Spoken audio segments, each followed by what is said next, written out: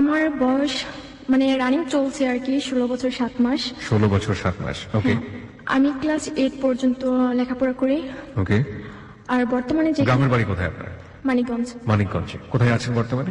বর্তমানে নবাবগঞ্জ থাকি। নবাবগঞ্জে আছেন। Okay fine. প্রিয় শ্রোতা, আজকে যে বন্ধুকে আমরা পেয়েছি আমাদের হ্যালো উইথ 920 তে জীবনের গল্পে, সে মূলত 16 বছরের কিশোরী আমরা বলতে পারি। কিন্তু হ্যালো উইথ 920 তে যদি এক্সট্রা অর্ডিনারি কোনো কিছু না ঘটে তাহলে 18 বছরের নিচে আমরা কারো জীবনের গল্প প্রচার করি না। কিন্তু কখনো কখনো মনে হয় যে hello with 920 large number of listeners যারা কিশোর কিশোরী, এবং তাদের সামনে তাদের মতো করেই যদি কোনো কিশোর কিংবা কিশোরীকে আমরা উপস্থাপন করতে পারি, তার জীবনের গল্প যদি তাদেরকে কোনো কিছু শেখায়, তাহলে আমার মনে হয় যে হ্যালো উইথ 920 এই বিরাট কমিউনিটির কাছে অনেক বড় একটা জায়গা করতে পারবে। বাই দ্য ওয়ে, আমরা শুরু করতে চাই। আপনি কোথা থেকে শুরু করবেন? আমি শুরু করতে চাই, আমি যখন ক্লাস 3 তে পড়ি তখন আমি তো অনেক মানে দুষ্টমি, যে ছোট ছোট বাচ্চারা স্কুলে যেত তাদের ডেকে তাদের প্যান্ট খুলে দিতাম, নয়তো বা তাদের মানে চুল কেটে দিতাম, এরকম ভাবে দুষ্টমি করতাম। ওরা আমাকে শুধু বকাঝকা করতো, আমি তো ওখান থেকে চলে আসতাম। আমি চুরি করা, এই যে আপনি যে কিছু না যেসব খোলাটালার ব্যাপার স্যাপার বললেন, এটা তো ছোট বাচ্চাদের ক্ষেত্রেই ব্যাপারটা ছিল, অন্য কারো ক্ষেত্রে তো না। অন্য কারো ক্ষেত্রে না। Let's cool. Okay, everything is under control. Okay fine. তারপর মানে আমার দাদুর বাসা ছিল, যে আমের অনেক বাগান ছিল, খেজুর গাছের বাগান ছিল। তো আম চুরি করতাম। আমার দাদু অনেক দুষ্ট ছিল, আম চুরি করতে দিত না। তো আমি আমার মানে ছোট ছোট ভাইয়া ছিল, তো ওদের সাথে অনেক ভালো সম্পর্ক ছিল। তো আমার ভাইয়াদের বলতাম যে ভাইয়া দাদু তো আমাকে আম মানে চুরি করতে দেবে না, এমনি তো দেবে না, চুরি করতেও দেবে না, তো তুমি দাদুকে পটাবে আর আমি এদিক দিয়ে গাছে উঠবো। তো ভাইয়া তো তাদের মানে পটানো শুরু করে দিত, আর আমি এদিক দিয়ে গাছে উঠতাম। গাছে উঠে মানে আম ছিল অন্যদিকে ফেলতাম। আসলে আমি আম খেতে পছন্দ করতাম না, মানে দুষ্টুমি করার জন্য, যে আমার ছোট ছোট ভাইদের জন্য এরকম করতাম। আবার শীতের দিন আসলে তো রস চুরি করা, এটা সবচেয়ে আমার ভালো লাগতো, রস চুরি করা। যেটা ফজরে আজান হতো, তো আজানের পর আমরা সবাই উঠে যেতাম, মানে আমার সমবয়সী যারা ছিল সবাই। রস চুরি করতে কিভাবে হয় সেটা যদি কেউ শিখতে চায় তাহলে আমার কাছে আসতে হবে। তো আমি আমার বান্ধবীদের সবাইকে বলতাম, মানে ওরা গাছে উঠতে পারতাম না, আমি গাছে উঠতে পারতাম। খেজুর গাছে উঠে রসগুলো পেরে আবার ওই রস মানে হাড়িতে পানি ঢেলে চলে আসতাম।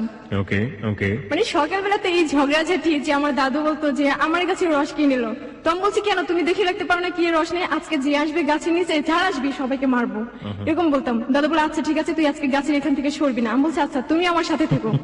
মানে আমি নিজেই চুরি করতাম, নিজেই বলতাম। গ্রামে একটা প্রবাদ আছে যে বাঘের কাছে বকরি আদি। বকরি মানে বোঝেন? হ্যাঁ, ছাগল। বাঘের কাছে যদি বকরি দেওয়া হয় এবং তাকে বলা হয় যে এটাকে যত্ন করে রেখো, তাহলে এই ছাগলের কি অবস্থাটা হবে বুঝতেই পারছেন। যাই হোক, ওকে। তারপর তো দাদু তো বলে আজ তো আর রস পড়বে না, তো কাল আবার ফজর আজানের সময় তোকে ডাকবো, তুই আসবি। তো আমি তো জানি যে দাদু ফজর আজানের সময় আমাকে ডাকবে, তার আগে আবার উঠতাম, যে আবার উঠে তো রস চুরি করতাম। তো রস চুরি করে আবার পানি ঢেলে চলে আসতাম। ফজর আজানের শুরু হতো, দাদু আমাকে ডেকে উঠাতো, আমাকে গাছে উঠায়। তো আমি গাছে উঠে দেখি, বলে দাদু এখানে তো রস নেই, সবগুলো তো পানি। বলে এত মানে ফজরে আজানের সময় আসছি, এর আগে কে নিল, আজকে সবার বাসায় বিচার দেবো। তো আমি বলছি আচ্ছা আমি তোমার সঙ্গে আছি, তুমি টেনশন করো না। বলে আচ্ছা ঠিক আছে। এরকম মানে আমার ছেলেবেলা কাটে। যখন নাকি আমি ক্লাস 5-এ পড়ি, তখন আমার স্কুলে এমন কোনো খেলা নাই যে আমি পারি না। তো আমি যখন ক্লাস 5-এ পড়ি তখন আমার রোল ছিল 2। তো আমার একটা বান্ধবী ছিল অনেকটা ভালো, যে শোভা। আশা করি এই শোভা শুনবে এই সব ঘটনা, যে অনেক হাসবে আমি জানি। আমার স্কুলের খেলা টিচার যতগুলো ছিল সবাই বলে প্রাইজ তো সবগুলো হিমাই নিয়ে যাবে। পর আমি দৌড় খেলায় ফার্স্ট হই, লং জাম্পে ফার্স্ট হই, যে বিস্কুট খেলা যেটা সবাই জানে, বিস্কুট খেলায় আমি ফার্স্ট হই। তো সেখান থেকে আমি ক্লাস 5 থেকে বৃত্তি পাই। যখন আমি ক্লাস 7-এ উঠি তখন আমাদের স্কুলে সেতু নামের একটা মেয়ে মানে ভর্তি হয়। তো অনেক ভালো ছাত্রী ছিলাম বলে আমাকে বলে যে হিমা আমি তোমার সাথে ফ্রেন্ডশিপ করবো। আমি বলছি আচ্ছা ঠিক আছে, আমার মতো লেখাপড়া শিখতে হবে, তারপর আমার সাথে ফ্রেন্ডশিপ করবে।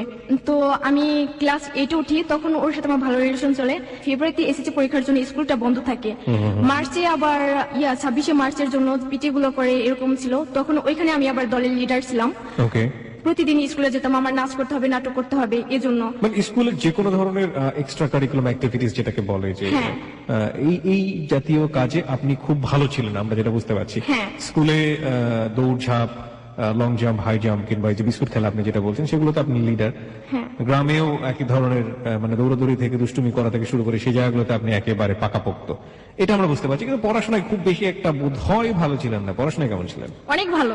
দ্যাটস রিয়েলি কুল যে একটা মেয়ে বড় হচ্ছে অবাধ একটা মানে বিচরণ ক্ষেত্র যেটা বলতে পারি আমরা, কোনো ধরনের বিধিনিষেধ নেই, চমৎকার একটা শৈশব।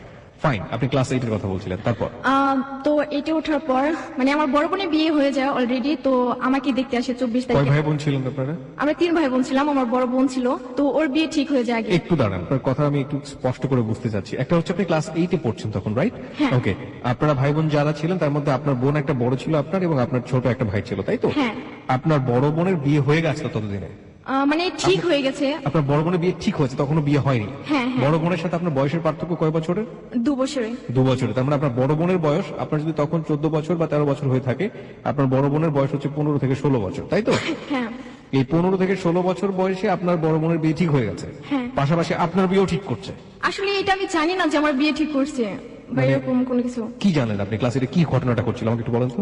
যখন মানে 24 তারিখে যখন আমাকে দেখতে আসে, কোন পাগলামি মাসের শুরু করে। 24 তারিখ? মার্চ মাসের। মার্চ মাসের 24 তারিখ, ওকে। ছেলেটা মানে এরকম যে আমি জানি না, আমার আঙ্কেল মানে দেখানোর জন্য আসে, যে বলে 2 বোনকে একসাথে বিয়ে দেবো আমার এসএসসি পরীক্ষার পর, তাদের স্বপ্ন ছিল এরকম। তো আমাকে দেখতে আসে, ছেলের বাসা থেকে পছন্দ করে। ছেলেটার নাম ছিল রানা। দাঁড়ান, আমাকে এক্স্যাক্টলি রিজনটা বলেন, আপনি কি দেখেছেন? আপনি তো জানেনও না আপনাকে দেখতে এসেছে, আপনি কি দেখলেন, কি করলো আপনার সঙ্গে, এটা বলেন। মানে আমি যখন নাকি বাসায় আসি, তো আমার আঙ্কেল আমাকে শুধু বলে যে মাথায় মানে ওড়না দিয়ে রাখবে। তো আমি বলছি কেন আমি মাথায় ওড়না দিয়ে রাখবো, আমি তো কখনো ওড়না দিয়ে রাখি না, এখন আমি রাখবো কি জন্য? বলে না, বাসায় তো মেহমান আসছে, এখন একটু ভালো মতো চলাফেরা করো। তো আমি বলছি না, আমি এরকমই করবো। মানে আমার পাগলামি গুলো তো ছেলেটা আরো পছন্দ করে, যেরকম পাগলামি করি। তো বলে এখন ছোট তো বড়। ছেলেটা মানে- আপনার সামনে ছিল? হ্যাঁ, ছেলেটা আমার সামনে ছিল। আসলে বয়সটা একটু বেশি, আমি বুঝতে পারিনি যে সে ছেলেটা হবে আর কি। ছেলেটা যেহেতু আপনার অপরিচিত, আপনি জিজ্ঞেস করেননি ছেলেটা কে? হ্যাঁ, আমি জিজ্ঞেস করছি, বলছে যে তোমার ভাইয়া হয়, এরকম ভাবে বলছে। এটা কে বলছে? আপনার আঙ্কেল? হ্যাঁ, আমার বাবা uncle। কই তখন? তখন আমার বাবাও ছিল, মানে রান্না বান্নার জন্য ব্যস্ত ছিল আমার আম্মুর সাথে। ওকে, একই সাথে আপনার বড় বোনকেও দেখতে এসেছিল সেই দিন? না, আমার বড় বোনই তো আগে বিয়ে ঠিক হয়ে যায় আর কি। ওকে, আগে ঠিক হয়ে গেছে, ফাইন, ঠিক আছে। তারপর আপনি কবে বুঝলেন যে আপনাকে বিয়ে দেওয়ার জন্য এটা দেখানো হচ্ছে? 25 তারিখে। ওকে, কিভাবে বুঝলেন? 25 তারিখে আমাকে বলছে যে আমাকে তার মানে ছেলেটার বাবা মা দেখতে আসবে, এরকম ভাবে বিয়ে ঠিক করে। আমার আম্মু বলছে যে এরকম ভাবে এখন বিয়ে ঠিক রাখবো, তো পরে যদি কোনো কিছু করি। আমি বলছি আমার উপর বিশ্বাস রাখতে পারো, আমি ওরকম কোনো কিছু করবো না। আর আমাকে জিদ ধরে না, যদি জিদ ধরেও তাহলে আমি অন্য কিছু করবো, এরকম ভাবে বলতো। তো আমাকে মানে বিয়ে ঠিক হয়ে যায় 25 তারিখে। মাকে আংটি পরে যা, পড়ালেখা বা কোনো কিছু তো আমার মন বসে না। 24 তারিখে আপনাকে দেখলো, 25 তারিখে বিয়ে ঠিক হয়ে গেল। হ্যাঁ। কবে বিয়ে হওয়ার কথা ঠিক হলো? এসএসসি পরীক্ষার পর তারা আমাকে নিয়ে যাবে। এসএসসি পরীক্ষার পরে নিয়ে যাবে। আপনার কি বিয়ে পড়ানো হয়েছে তখন? মানে বিয়ে পড়ানো হয় না, জাস্ট আংটি পড়ানো। আংটি পড়ানো হয়েছে, তাহলে বিয়েটা কি এসএসসি পরীক্ষার পরে হবে না আগে হবে? হ্যাঁ, বিয়ে এসএসসি পরীক্ষার পর হবে। এসএসসি পরীক্ষার পরে হবে, ওকে। 2 বছর আগে আংটি পরেই গেল। হ্যাঁ। ওকে, ছেলেটা কি করতো? ছেলেটা আসলে তাদের দোকানপাট ছিল, যে সেগুলো দেখাশোনা করতো। ওকে ওকে, তারপর? তারপর তো আমার তো আর পড়ালেখা বা অন্যদিকে কোনো ভালো মন ছিল না। তো সেদিনের পর থেকে আমার খেলাধুলা আর হয় না। যে 25 তারিখে আমি স্কুলে নাটক করব, যে আমি নাচ করব, আমি কি করে যাব? তো আমি স্কুলে যাই। তো আমার এক ফ্রেন্ড আছে, সে মানে শুনে যে আমার এরকম ভাবে দেখতে আসছিল। তো সেখানে যাওয়ার পর আমাকে বলে যে কিরে হিমা, তোর নাকি বিয়ে, তোর হাজবেন্ড নাকি গাড়ি নিয়ে আসে, অনেক কোটিপতির ছেলের সাথে বিয়ে, মানে এরকম ভাবে অনেক খেপাতো। তো আমি বলছি না, তোর বোনের বিয়ে, এরকম ভাবে বলতাম যে তোর বোনের বিয়ে, আমার বিয়ে না। বলে আমার বোনটাই তো তুই, এরকম বলছে। বলার পর আমি স্কুলে মানে আমার ম্যাডাম ছিল, তাদেরকে আমি জানাই যে এরকম ভাবে আমার বাসা থেকে আমাকে বিয়ে চাপ দেয়। বলে আচ্ছা ঠিক আছে, আমরা দেখবো। দেখার কথা বলে, তো আমার বাসায় আর ম্যাডাম আসে না। যে আমি বলছি আমি ভালো স্টুডেন্ট, এক খারাপ স্টুডেন্ট হতাম যে আমাকে এই কারণে আমি বিয়ে দেবে। আমি তো খারাপ স্টুডেন্ট ছিলামও না যে আমাকে এরকম ভাবে বিয়ের জন্য চাপ দেবে। তো আমার অনেক মানে আমার স্বপ্নটা ছিল এরকম যে আমি পড়ালেখা করে ডাক্তার হব, যেটা আমার বাবার স্বপ্ন ছিল যে এরকম করব। তো আর আমার মার স্বপ্ন ছিল আমি মাস্টার হব, আমার কাকি মাস্টার, এই কারণে। তো সেদিনের পর আমি 26শে মার্চ মানে কোনো মতে স্কুলে যাই। যাওয়ার পর মনটা আসলে ভালো ছিল না, তবুও বান্ধবীদের সাথে মানে মিশামিশি এরকম অন্যরকম ইয়ে করে। তো আমি নাটকটা করি, নাটক আর নাচ করি। নাচ করার পর আমি বাসায় চলে আসি। বাসায় চলে আসার পর আমাকে মানে ছেলেটা আমার জন্য ফোন নিয়ে আসে, যে ওদের বাসায় থেকে যে আমাকে ফোন দিবে, আমি ফোন ইউজ করবো, যে ছেলেটার সাথে কথা বলবো। তো আমি বাসায় এসে দেখি যে ছেলেটা আমাদের বাসায় আসছে। তো তো আমি বলছি আপনি কেন আসছেন, আমার কি বয়স হয়েছে বিয়ে করার, আপনি এত বড় ছেলে, আপনার সাথে কেন আমার এরকম, আপনি জানেন না আমি আপনার মেয়ের বয়সী, এরকম ভাবে বলতাম, মানে লজ্জা দিতাম। তারপর ছেলেটা বলে যে এখন তো তুমি ছোট এই কারণে বুঝতে পারো না, যখন নাকি সময় হবে তখন তুমি বুঝতে পারবে। তো আমি বলছি দেখেন আপনি আমার জীবন থেকে সরে যান, আপনি তোমার জীবনটাকে নষ্ট করতে আসছেন, আমার জীবনটা আর সাজানো গোছানো হবে না, এরকম ভাবে বলছি। বলে পরে না আচ্ছা ঠিক আছে তোমাকে আর ডিস্টার্ব করবো না, যে একবারে 2 বছর পরে আসবো। আসলে ছেলেটা মাঝে মাঝে আসতো গাড়ি নিয়ে, যে আমি স্কুলে যেতাম, আমার স্কুলের সামনে গাড়ি মানে কি গাড়ি নিয়ে আসতো? বাইক? হ্যাঁ। ওকে। তো গাড়ি নিয়ে আমার স্কুলের সামনে দাঁড়িয়ে থাকতো, আমি স্কুল থেকে বের হতাম, আমার পায়ের নিচে টাকা রেখে চলে যেত, নয়তো বা কিছু কিনে আমার বান্ধবীদের কাছে পাঠিয়ে দিত। আসলে আমি ওইসব মানে করতাম না, ওর জিনিস আমি পছন্দই করতাম না, আর টাকা তো নেওয়া দূরের কথা, আমি টাকা নিয়ে আমার মানে বান্ধবীদের দিতাম, বলতাম আচ্ছা তো রাখা। মানে নভেম্বর মাস পর্যন্ত এরকমই চলে যে আমার পড়ালেখা ভালো মতো হয় না, আমি কখনোই আমি 99 নিচে আমি অঙ্কে পাইনি, আমি ও দ্বিতীয় সময় পরীক্ষা ফেল করি অঙ্কে। ওকে, আমি যতটুকু বুঝি যে এই সময়টাতে আপনি আপনার বাবা মাকে কি বলেছিলেন যে আপনি বিয়ে করতে চান না, সুতরাং কোনোভাবে যেন বিয়েটা না দেওয়া হয়? আপনার আসলে বাবা মা হ্যাঁ আমি বলছি যে আমার কি বিয়ে করার বয়স হয়েছে, তোমরা এখন আমাকে বিয়ে কেন দেবে? তো আমার আম্মু আব্বু বলছে যে এখন বিয়ে ঠিক হলে তো আর বিয়ে হয়ে গেল না, তোকে তো 2 বছর পর নিয়ে যাবে, এরকম ভাবে বলতো। মানে অনেক বোঝানোর চেষ্টা করি আর কি, তো তারা বোঝানো মানে বোঝে না। আমার ফুপ্পিরা সবাই তো তাকে পছন্দ করে, বলে ছেলেটার কি নেই, গাড়ি আছে, বাড়ি আছে, টাকা আছে, কোনো কিছুর অভাব নেই। আমি বলছি আমার এসবের দরকার নেই, আমার সুখ হলে হবে, আমি চাই না যে আমার এত টাকা পয়সা লাগবে। অক্টোবর মাস আসে, অক্টোবর মাসে আমি 6 দিনের জন্য নাচার একটা প্রোগ্রাম ছিল, সেখানে আমি চলে যাই। সেখান থেকে ফিরে আসি 31 তারিখে বাসায় আসার পর আমি 2 তারিখে প্রাইভেটে যাই, একদিন শুধু রেস্ট নেই। আমার বান্ধবী মানে প্রাইভেটে যায় না সেতু, তো আমি আবার ওদের বাসায় যাই। বাসায় গিয়ে বলি যে সেতু তুমি স্কুলে যাও নাই কেন, প্রাইভেট কেন মিস করলে? তো ও তো আমাকে বলে যে দেখো একটা ছেলে আমাকে ফোন করে, তো আমাকে অনেক ডিস্টার্ব করে, আমার আম্মু আমাকে অনেক বকাঝকা করে, যেভাবে পারে তুমি এটা ম্যানেজ করো। তো আমি বলছি আমি কি করব? তো সে আমাকে বলতে আছে যে না তুমি ছেলেটার সাথে কথা বলো, তুমি বললে অবশ্যই ছেলেটা শুনবে। তো আমি বলছি আচ্ছা ঠিক আছে আমি বলবো। তো ছেলেটাকে মিস কল দেয়, মিস কল দেওয়ার পরে সাথে সাথে ছেলেটা ফোন করে। ওকে, যে জায়গাটাতে আমরা ছিলাম, সেতুকে ডিস্টার্ব করতো একটি ছেলে কোন একটি আননোন নাম্বার থেকে, এবং সেই ছেলেটিকে আপনাকে দিয়ে মানে ধমকাবে সেই ছেলেটিকে। হ্যাঁ, মিস কল দেওয়ার পরে সাথে সাথে ছেলেটা ফোন করে, রিসিভ করে সালাম দেই, সালামের উত্তরটা নেয়। তো আমাকে বলছে যে কে আপনি? তো আমি বলছি কেন মানুষ? বলার পরে ছেলেটা বলে যে মানুষ আপনার বাসা কোথায়? মানে সে তো আমাকে শিখে দেয়, বলো যে তোমার বুকের ভিতর। তা আমি ছেলেটাকে আসলে বলে ফেলি যে তোমার বুকের ভিতর। তো ছেলেটা বলে যে আপনি পাগল হয়েছেন, আপনার বাসা থেকে কেউ জানে না? আর যদি না জানে তাহলে বাসায় গিয়ে বলেন যে আপনার পাগলাগার মানে খালি আছে, সেখানে গিয়ে ভর্তি করে দিতে, যত সব। এ কথা বলার সাথে সাথে ফোনটা কেটে দেয়। তো আমি বলছি সে তো তোর জন্য আজকে ছেলেটা আমাকে এসব কথা বলবে, বলে আবার মিস কল দাও, ছেলেটাকে বলো, তুমি বুঝিয়ে বলো। তো আবার মিস কল দেয়, মিস কল দেওয়ার পর সাথে সাথে ছেলেটা ফোন করে। তো ফোন করার পর আমি বলছি সরি ভাইয়া, আসলে আপনি যে এই নাম্বারে ফোন করেন নেক্সট টাইম আর ফোন করবেন না, কারণ আপনি কি চান যে আপনার জন্য কেউ বকা শুনুক বা মার খাক? আর যদি আপনি ভদ্র করে মানে ছেলে হয়ে থাকেন তাহলে ফোন করবেন না। তো ছেলেটা আমাকে বলে তুমি অনেক সুন্দর করে কথা বলতে পারো, তোমার নামটা কি? তখন আমি বলি কানিজ ফাতেমা জাইমা। তো আমি আবার জিজ্ঞেস করি আপনার নামটা কি? তখন বলে সাজিদুল কবির রাকিব। তো আমি বলছি আচ্ছা ভাইয়া সরি যে আপনাকে এইসব কথা বলছি ফার্স্ট, তো আপনি আর ফোন করবেন না। ছেলেটা বলে আচ্ছা আমি ফোন করব না, তোমার বান্ধবীকে ডিস্টার্ব করব না যদি তুমি আমার সাথে কথা বলো। ওকে। তো আমি বলছি আমি আপনার সাথে কেন কথা বলতে যাব? তো আমার বান্ধবী বলে আচ্ছা ঠিক আছে বল যে আমি বলবো। তো আমি বলছি আচ্ছা ঠিক আছে আমি বলবো। বলে আচ্ছা ঠিক আছে এখনই তুমি নাম্বারটা নিয়ে যাও। আমি সাথে সাথে ফোনটা কেটে দেই। তো আমি সেতুকে বলছি সেতু এখন আমি কি করব? আমি তো ফোন ইউজ করি না, বা আমার বাসা থেকে কখনো ফোন আমার ধরতে দেবে না, আর আমি এরকম কোনো কিছু আমি করতে চাই না। তো এরকম করার পর বলে না তুই নাম্বারটা নিয়ে যা। তখন আমি আমার খাতায় নাম্বারটা তুলি, ওর নাম লিখে রাখি পথহারা পথিকের সঙ্গী। বাসায় চলে আসার পর আমি শুধু ভাবতে থাকি কেন ছেলেটা আমার সাথে কথা বলতে চায়। যখন নাকি বিয়ে ঠিক হয় তখন ভাবতাম যে আমার লাইফে এরকম কোন ছেলে আমার লাইফে যদি আসতো যার হাত ধরে আমি চলে যেতে পারতাম, এখান থেকে আমার মুক্তি দিত, যে আমি মুক্তি পেতাম। 3 তারিখে আমি প্রাইভেটে যাই। তো সে তো বলে ছেলেটার সাথে আর কথা বলছিস? আমি বলছি না আমি ছেলেটার সাথে কথা বলবো কেন। 2 দিন পর আবার আমার বান্ধবীরা মানে ফোন করে, বলে কেন মেয়েটা আমাকে কেন ফোন করে না, জামাইকে বলো যে ফোন করতে। সে তোমাকে বলে দেখ তুই যদি ওকে ফোন না করিস তাহলে ছেলেটা আমাকে ডিস্টার্ব করবে। তখন আমি বলছি আচ্ছা ঠিক আছে। তখন আমি প্রাইভেট না পড়ে আমি বাসায় চলে আসি না। এরপর আমি রাকিবকে ফোন করি, ফোন করে সালাম দিয়ে কথা বলি। আমি বলছি ভালো আছেন, এ কথা বলার সাথে সাথে তো ধরতে পারছে যে আমি। তো বলে হ্যাঁ ভালো আছি। আমাকে জিজ্ঞেস করে তোমার সাথে কি ফ্রেন্ডশিপ করতে পারি? আমি বলছি অবশ্যই পারেন। সে আমাকে দেখার জন্য পাগল, যে তোমাকে আমি দেখবো। আমি বলছি এখন আমি দেখা টেকা করতে পারবো না, কারণ আমার সমস্যা, আমার সামনে পরীক্ষা, আমার পড়তে হবে। বলে না, তুমি আমার সাথে দেখা করবা। এরকম করার পর আমি বলছি না, আমি দেখা করতে পারবো না। এরকম মানে রাগারাগি করার পর আমি ফোনটা কেটে দিই। পরের দিন প্রাইভেটে যাই 4 তারিখে। প্রাইভেটে গিয়ে আমি সেতুকে বলে যে সেতু, ছেলেটা আমাকে এরকম ভাবে বলে যে দেখা করতে চায়। আমার তো ছেলেদের সাথে দেখা করতেই ভয় করে। সেদিন মানে 4 তারিখে রাতে যে আমি আবার ঘুমানোর জন্য আমার চাচাতো বোনের কাছে যাই, তো ওকে আবার ফোন করি। ও আমাকে জিজ্ঞেস করে যে আমি তোমার কি হয়ে? আমি বলছি কেন, জাস্ট ফ্রেন্ড। বলে না আর কিছু না। আমি বলছি না। বলে আর কিছুই না। আমি বলছি না। তো এরকম ভাবে বলছে, হাসি করি। তো হাসি করার পর ফোনটা কেটে দেয়। কেটে দিয়ে আমাকে একটা SMS করে যে আই লাভ ইউ জান। কয়দিনের মাথায় এটা হলো? কয়দিনের মাথায়? মানে 2 তারিখ থেকে কথা বলা শুরু হয়, 4 তারিখ রাতে। 4 তারিখ রাতে আপনাকে আই লাভ ইউ জান বলে দিয়েছে? হ্যাঁ। ওকে। SMS করে যে আই লাভ ইউ জান। আপনি ছেলেটা সম্পর্কে কিছু জানতেন? এই যে আসলে কথা- আমি এরকম মানে কোনো কিছু আমি জানি না, জাস্ট কোথায় থাকে, কি করে, কি পড়ছে? না, এরকম কিছুই জানি না। ওকে।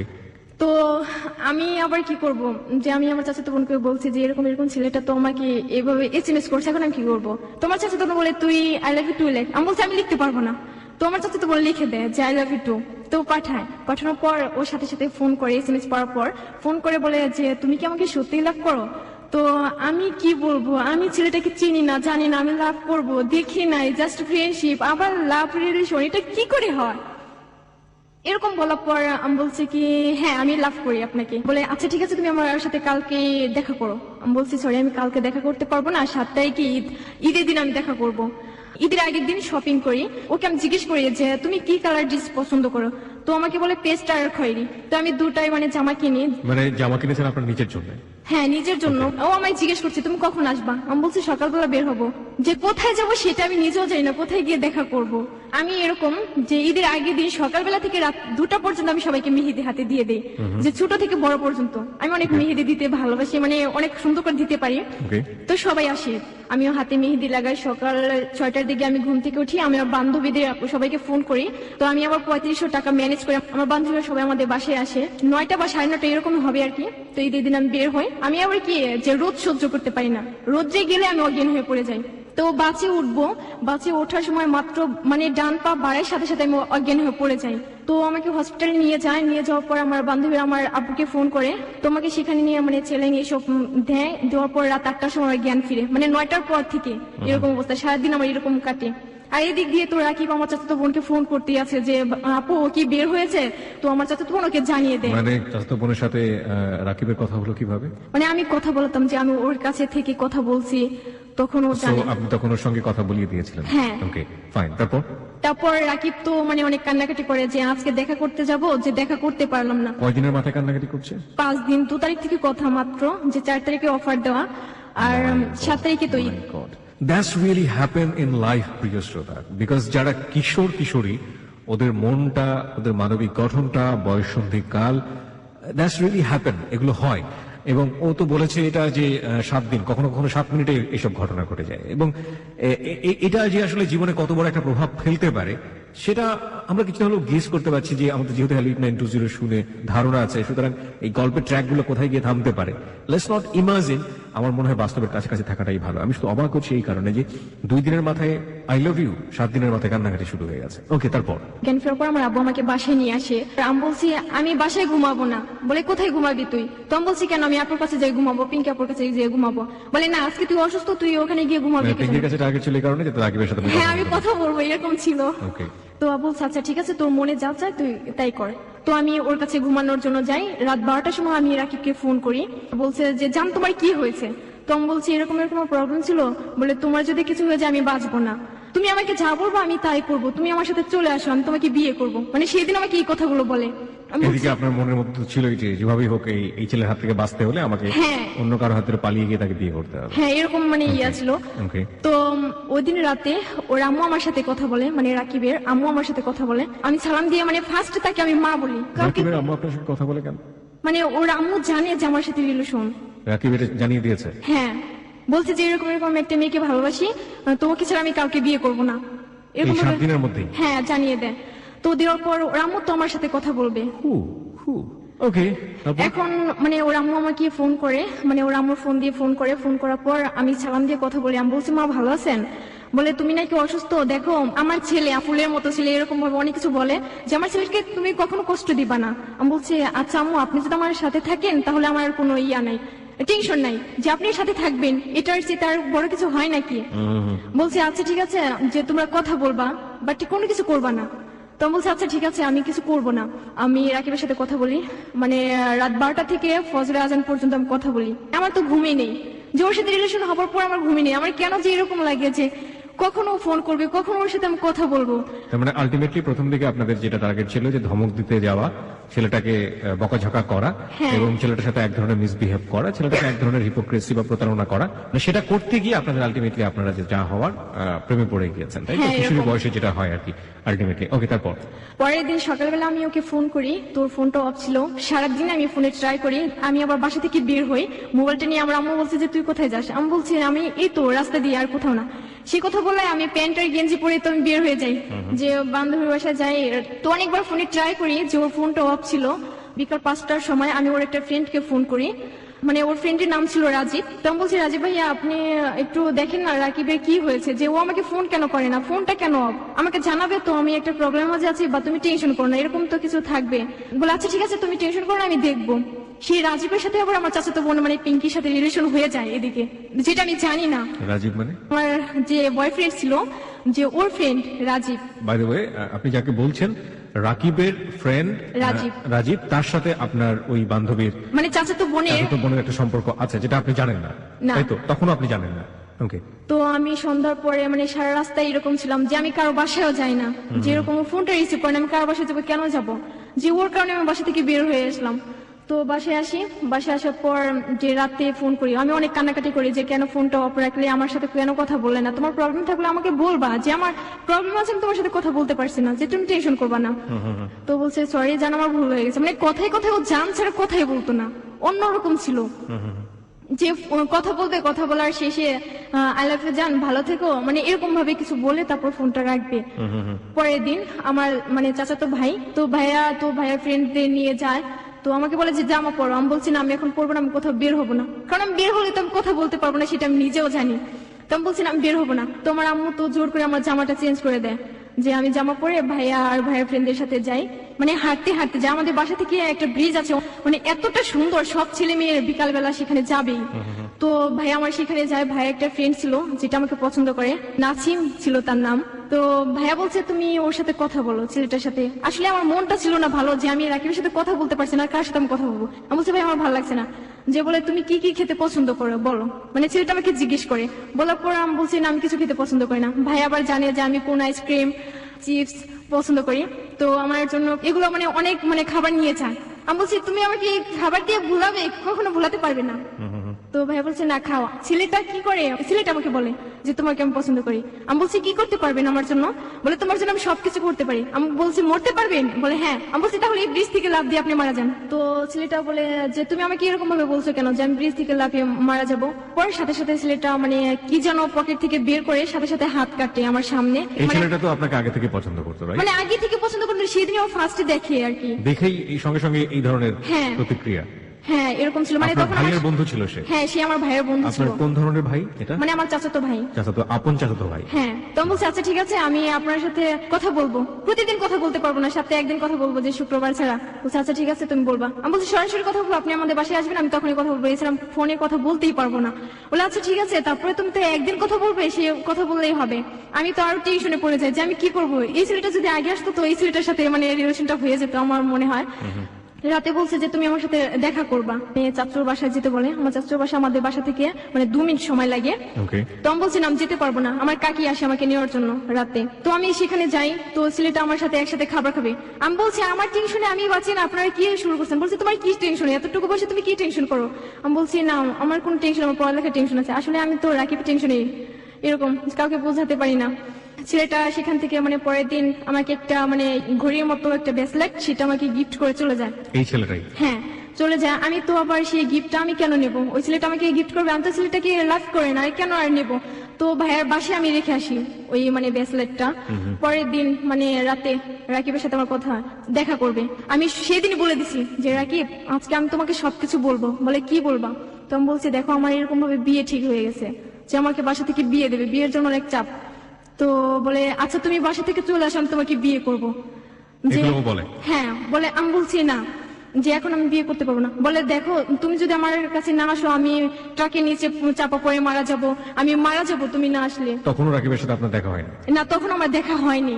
তো আমি ওকে একটা কথা বলছিলাম সবসময় যে আমি কিন্তু দেখতে অনেকটা কালো। বলে তুমি কালো হও, প্রতিবন্ধী হও, যেরকমই হও, তবু আমি তোমাকে লাভ করি। আমি বলছি তুমি তো আমাকে দেখো নি, কেন এত লাভ করো? বলে সে চেহারাটাকে বা অন্য কিছু তো আমি লাভ করি না, আমি তোমার জাস্ট মনটাকে লাভ করি। তো বলছি আচ্ছা ঠিক আছে, আমি যদি তোমার সাথে চলে যাই, হয়তো বা লাল শাড়িতে তোমার বউ হয়ে যাব আজীবনের জন্য তোমার ঘরে, নয়তো বা সাদা কাফনে আমি মানে ইয়া করব, যে তোমার সাথে আমি চলে যাবো, তুমি আমাকে বিয়ে করবে না, আমি কোথায় যাবো? এরকম ভাবে আমি বলে দেই। আচ্ছা ঠিক আছে, তুমি আমার সাথে চলে আসবা।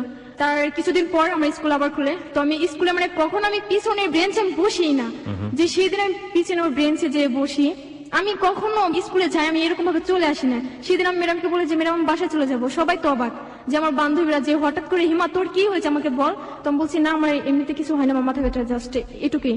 তো তাকে আমি বলে আমি চলে যাই। তো রাস্তা দিয়ে ভাবতে ভাবতে আমি যাই যে এই ছেলেটা, আমি কি ওকে সত্যি ভালোবাসি, ও কি আমাকে সত্যি ভালোবাসে, ও কি আমাকে বিয়ে করবে, ওর সাথে কি আমি চলে যাবো, মানে এসব ভাবতে ভাবতে আমি বাসায় চলে যাই। কোন তো ক্লাসে পড়ছেন তখন আপনি? তখনও ক্লাস 8 এ? হ্যাঁ তখন আমি 8 এ। ওকে। মানে আমাদের বাসায় যাওয়ার একটা মোড় আছে, মানে ব্রিজের ওইদিকে মানে ট্রাক ছিল, অনেকগুলো গাড়ি ছিল। আমি আসলে ওগুলো লক্ষ্য করি না যে আমার আশেপাশে কোনো গাড়ি আছে কিনা। তো মানে গাড়ি তো হর্ন দিতেই আছে, আমি তো কিছুই শুনতে পাই না। গাড়ির মাঝখানে পড়ে গেছি। বাম দিকে তাকাবো বাম দিকে গাড়ি, ডান দিকে তাকাবো ডান দিকে, মানে সব দিকে চারপাশে গাড়ি। এত বকাঝকা সব ড্রাইভাররা যে তুমি চোখে দেখো না কানে শুনো না, তুমি এরকম ভাবে রাস্তার মাঝখান দিয়ে হাঁটতেছো। আসলে আমি তখন ভাবতেছিলাম রাকিবকে নিয়ে। বুঝতে পেরেছি। বাসায় চলে যাওয়ার পর আমার আম্মু আমার বোন তো সবাই তো অবাক, যে তুই এখন চলে আসলি, কোন টাইমে স্কুল থেকে চলে আসলি। আমি বলছি আমার ভালো লাগছে না। তো আমি বলছে শুয়ে থাক। তো বলছি তুমি আমাকে 50টা টাকা দাও। বলছি কি করবে? আমি বলছি কই না, আইসক্রিম খাবো। দোকানে গিয়ে কার্ড কিনে নিয়ে আসি। ফোন করার পর রাকিবকে বলি রাকিব আমি সত্যি তোমার সাথে চলে যাবো, আমার পড়ালেখা কোনো দিক দিয়ে মন বসে না। আসলে ওর সাথে রিলেশন হওয়ার পর আমি মানে কিছু কবিতা লিখি। তখন আপনার দেখা হয়নি ওর না, সাথে? তখন আমার দেখা হয়নি। Okay. 19 তারিখে আমরা ডিসাইড করি যে যাবো কবে। তো ও বলছে যে তুমি 21 তারিখে চলে আসবা। চলে আসবে মানে কি একবারে বাড়ি? একেবারে মানে বিয়ে করবে সেদিনই, আমাকে দেখা করার দিনে। তার আগ পর্যন্ত দুজন দুজনকে জানেন না, বোঝেন না, চোখের দেখাও দেখেন না? না, চোখে দেখা আমরা দেখি না। জোর একটা ফ্রেন্ড মানে রাজীব, যেটা আমার চাচাতো বোনের সাথে রিলেশন, তো রাজীব আমাকে বলে যে তুমি এই কাজটা ভুলে করবা না, তুমি ওই ছেলেটার সাথে চলে আসবা না। আমি বলছি কেন? তাহলে কি আপনার সাথে চলে যাবো? এরকম ভাবে তার সাথে আমার ঝগড়াঝাটি হয়। তারপর আমি নভেম্বরের 21 তারিখে চলে যাই ওর সাথে।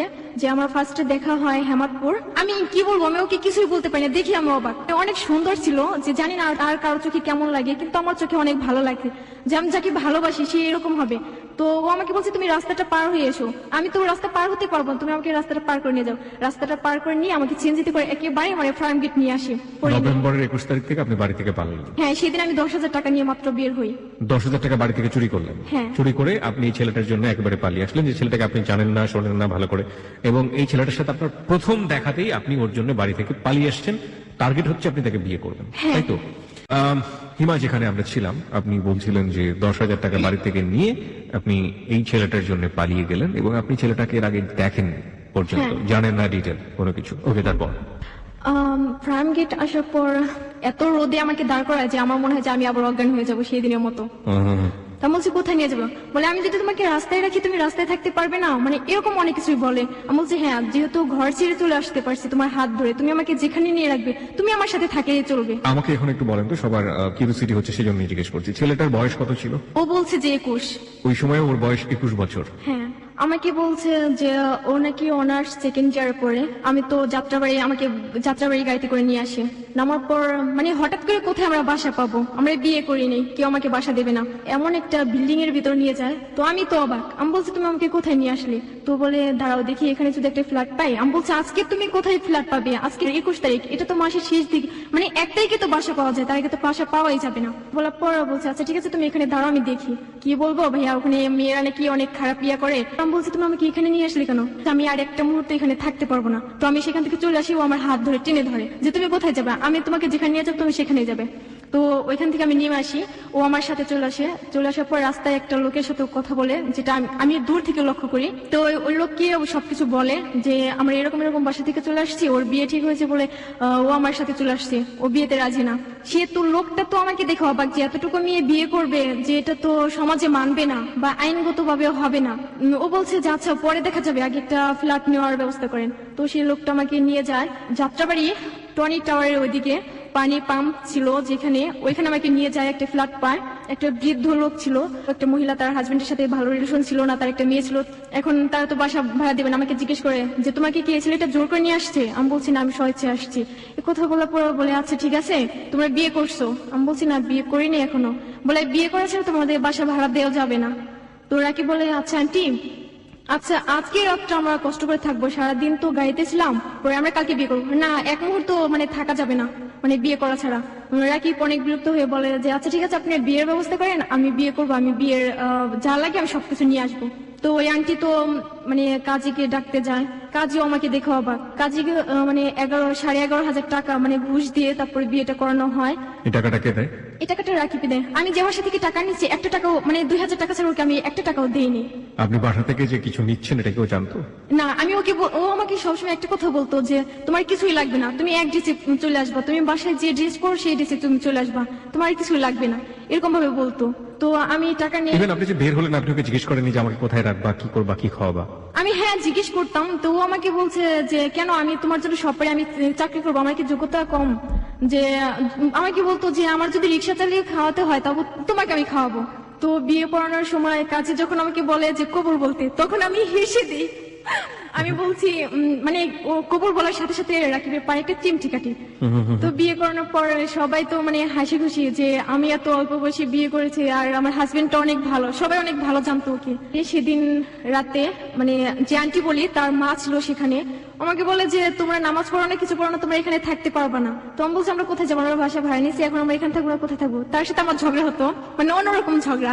বিয়ে হওয়ার পর রাত 10টার সময় মানে আমি প্রকাশ করতে পারি না যে আমার ক্ষুধা লাগে, যে আমার অনেক কষ্ট হয়। তো আমাকে সবসময় আমার বোন আমার খাওয়া দাওয়া বা ড্রেস চেঞ্জ করে দেওয়া, গোসল করে সব আমার বোন করতো। বড় বোন, বাই দ্য ওয়ে আমি একটু জানি যে আপনার বড় বোন কি তখন বিয়ে হয়ে গেছে যখন আপনি বের হয়ে আসছেন বাড়ি থেকে? না, তখন বিয়ে হয়নি। তখনও বিয়ে হয়নি, ঠিক হয়ে আছে মাত্র, হ্যাঁ। রাইট? ওকে।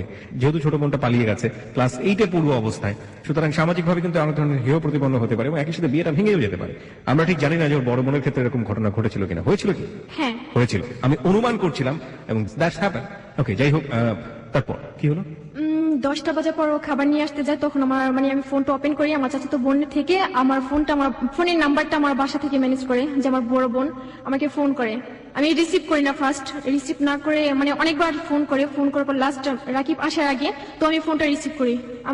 আমাকে বলে যে তুই কোথায়? আমি বলছি যে আমি একটা ছেলেকে ভালোবাসি, সেই ছেলের হাত ধরে চলে আসছি। বলে যা হবার হয়ে গেছে, যে তুই বাসায় চলে আয়। আমি বলছি আমি তো বাসায় যাওয়ার জন্য ওর সাথে বের হয়ে আসিনি, আমি বাসায় কেন যাবো?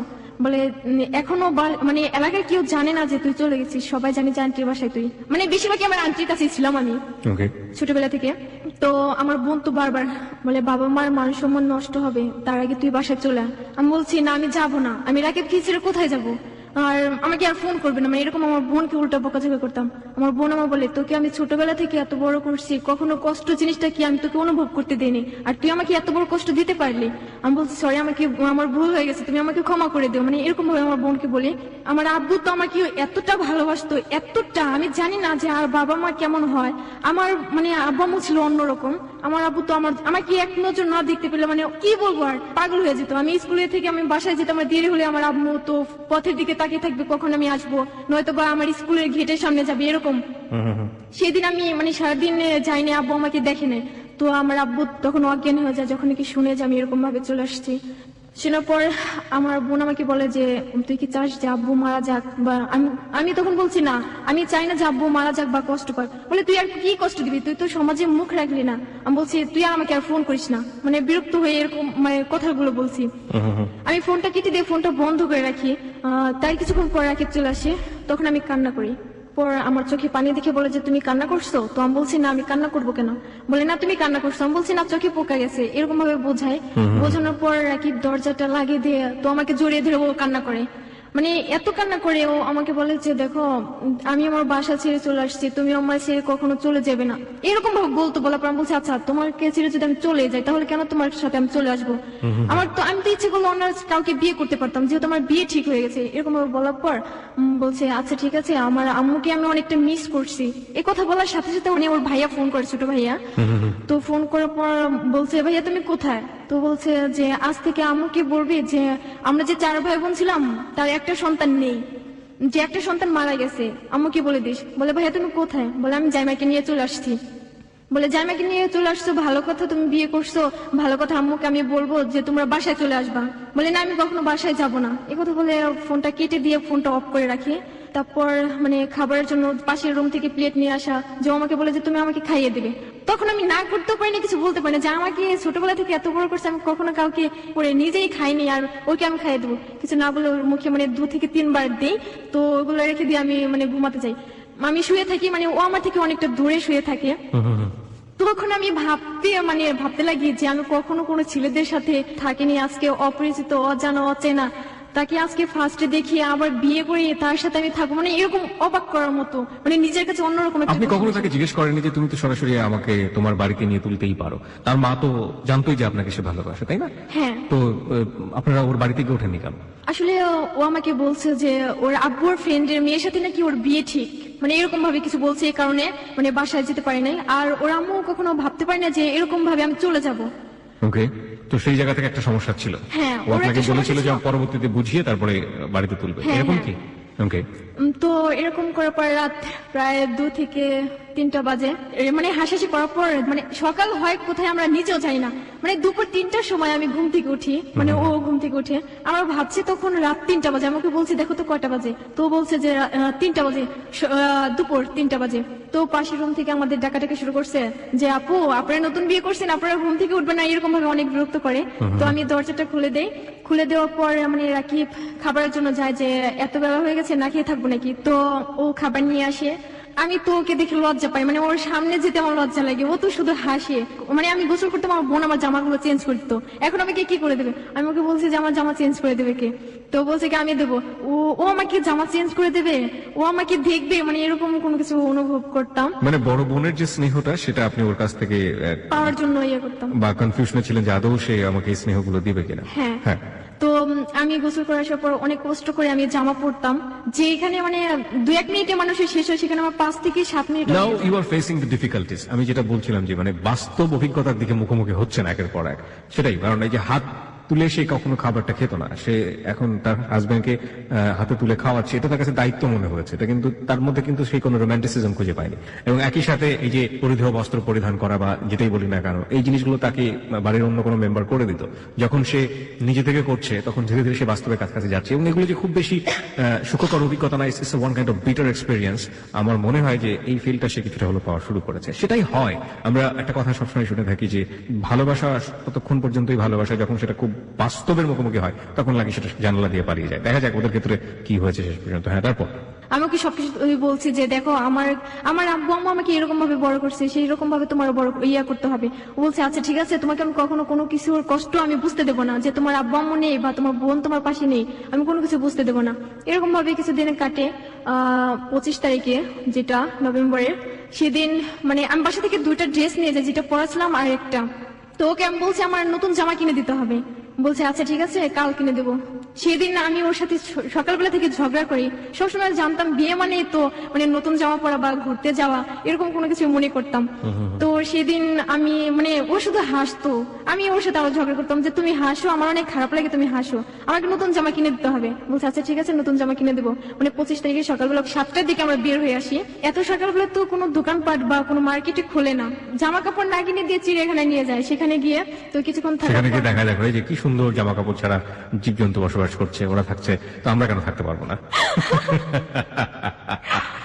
ওকে, তারপর সেখান থেকে আমি বলছি তুমি আমাকে এখানে নিয়ে আসলে কেন? বলে দোকানপাটটা এখনো খুলে নেই, তোমাকে কি কিনে দেবো? তো আমি বলছি এখান থেকে চলে যাও। আমি ওর সাথে কথা বলি না যে আমাকে নতুন জামা কিনে দেওয়ার কথা বলে বাসা থেকে বের করে নিয়ে আসছে, এখন আমাকে নতুন জামা কেন কিনে দেবে না? তো বাসায় আসার পর ওর সাথে আমি আর কথা বলি না। যে আমাকে নতুন জামা কিনে দেবে, আমার নিজের গায়ের মানে যে জামাটা ছিল সেই জামাটা আমি ছিঁড়ে ফেলি যে নতুন জামা পাওয়ার জন্য। তো ও বলেছে তুমি কি পাগল হয়ে গেছো, 2টা দিন ওয়েট করো যে তোমাকে কিনে দেবো। বলছে আজকে কিনে দেওয়ার কথা বলছে, তুমি আজকে কিনে দাও না, আবার কবে কিনে দেবে? তো ও আমার দিকে অনেক রাগান্তি ভাবে তাকাই থাকে, আমি তো আরো ভয় পাই, মানে ওকে দেখে ভয় পেতাম আবার সাহসও ছিল অন্যরকম। যতটা আমাকে শাসন করবে ততটা যেন আদর করবে, মানে এরকম ভাবে ভাবতাম। ওকে। তো ওর একটা ফ্রেন্ড মানে যে রাজীব, সে আমাকে ফোন করে, আসলে ও বিশ্বাস করে না যে আমরা বিয়ে করব। তো আমি রাকিবের ফোন দিয়ে ওকে ফোন করি, আমি বলছি ভাইয়া এখন তো বিশ্বাস করবেন যে আমি ওকে বিয়ে করছি? বলছে ভালো করছে, একটা ইম্পর্টেন্ট বাদরকে তুমি বিয়ে করছো, মানে এরকম ভাবে বলতো। আপনি আসতেন আপনাকে বিয়ে করতো, মানে এরকম ভাবে অনেক ফান করি। করার পর যে বাড়িওয়ালাটা বলছে যে আমাদের বাসা ছেড়ে দিতে হবে 25 তারিখে। আমি বলছি কেন ছেড়ে দিতে হবে? তো রাকিবের সাথে কথা হয় যে নতুন একটা বাসা পাওয়া যায়, মানে মসজিদ ছিল যে বাজারের সাথে, সেখানে নতুন বাসা পাওয়া যায়। রাকিব সেই বাসাটাকে দেখে আসে। আসলে আমি বাসাটাকে তো আমি দেখি নাই যে কেমন বাসা, যে যেহেতু ও দেখবে আমাকে রাখবে, ভালো একটা বাসা থাকবে। ততদিনে আপনাদের বাড়ি থেকে বের হওয়ার কদিন পরের ঘটনা এটা? মানে 21 তারিখে বাসা থেকে চলে যায় 25 তারিখে। ওকে, তার মানে 4 দিন পরে এই ঘটনাটা। হ্যাঁ। ওকে। রাকিব দেখে এসে বলে যে বাসাটা তো ভালোই, সেখানে আমরা যাবো, আজকেই যাবো। তো সন্ধ্যার দিকে আমাকে বলে যে তুমি রেডি হয়ে থাকো, আমি এই বাসার যা জিনিসগুলো আছে আমি সব ওই বাসা নিয়ে গুছিয়ে তারপর তোমাকে নিয়ে যাবো। কি ছিল আপনাদের বাসাতে? কি ছিল? জাজিন ছিল, মানে এমনি সংসারে যা লাগে মানে অল্প অল্প ছিল সবই। জাজিম ছিল, মানে এগুলো কিনেছিলেন? মানে ও কিনে সব, মানে বিয়ের দিনই কেনা হয়। ওকে।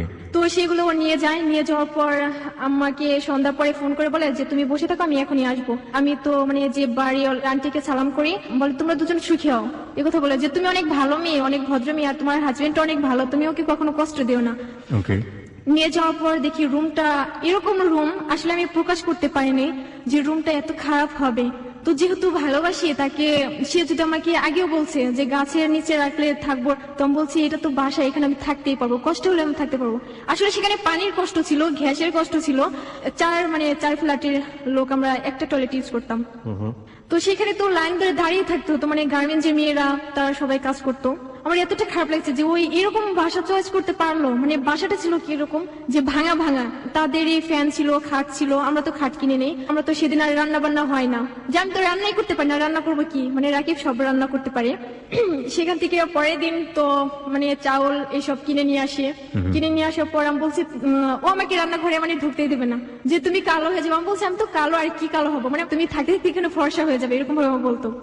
যে ও রান্না করতো, ভাত রান্না করতো, আমি ভাত রান্না করলে ভাতের মার গাড়তে পারতাম না, তরকারি রান্না করলে হয়তো বা হলুদের গুঁড়া বেশি হতো বা লবণ বেশি হতো, এরকম হয়ে যেত। আস্তে আস্তে ও আমাকে সবকিছু শিখাই দেয়। 15 থেকে 16 দিন পর আমি রান্না করা শিখি ওর কাছ থেকে। তো ডিম তো অনেক ভালোই ভাজতে পারি, যে ওর ডিম ভাজা তো অনেক পছন্দ করে, বলে প্রত্যেকটা দিন তুমি ডিম ভাজবে। আর আমি তো মাছ মাংস এসব আমি কোনো কিছু পছন্দ করি না, শুধু ডিম। আমি বাসায় থাকতেও ডিম। 7-8 দিন পর তো আমার বাসা থেকে আবার ফোন করে যে এখনো বাসায় কেউ জানে না, তুই চলে আয়। আমি বলছি তোমরা কি সব কথা বলার জন্য আমাকে ফোন করছো, এখন তো আমি ভালোই আনন্দে আছি। পরে যে এই সময়টা থেকে বাবার সঙ্গে কোনো কথা হয়নি বা মার সঙ্গে কোনো কথা হয়নি? না, আমি কারোর সাথে কথা বলিনি, মানে শুধুমাত্র বোনের সাথে কথা বলছেন? হ্যাঁ, বোনের সাথে কথা বলা হয়। যে আমার একটা চাচু ছিল, সে বিয়ে করে নাই, সে আমাকে অনেকটা ভালোবাসতো, আমাকে বলো যে তোমাকে যদি বিয়ে দেই মানে আমি উকিল বাবা হবো তোমার, তাকে আমি আগে থেকে আব্বু বলে ডাকতাম। ওকে, তার সঙ্গে কথা বলতেন? হ্যাঁ, মানে সে আমাকে একদিন ফোন করে বলে যে তুই যে 10,000 টাকা নিয়ে গেছিস সেই টাকাগুলো দিয়ে যা, আর যে মান সম্মান গুলো ডুবে গেছে সেই মান সম্মান ফিরিয়ে দিয়েছে, মানে এরকম ভাবে বলতো। আমি বলছি নেক্সট টাইম তুমি আমাকে ফোন করবে, আপনাকে আমি চিনি না, মানে এরকম ভাবে তুমিও বলতাম, আপনিও বলতাম, আমার চাচার সাথে এরকম। তো এরকম করার পর মানে 8 থেকে 9 দিন যাওয়ার পর তো অনেক ভালো কাটে। এরকম সময় আমি কখনো মানে কল্পনা করতে পারিনি যে এরকম সময় আসবে, কেউ আমাকে এতটা ভালোবাসবে।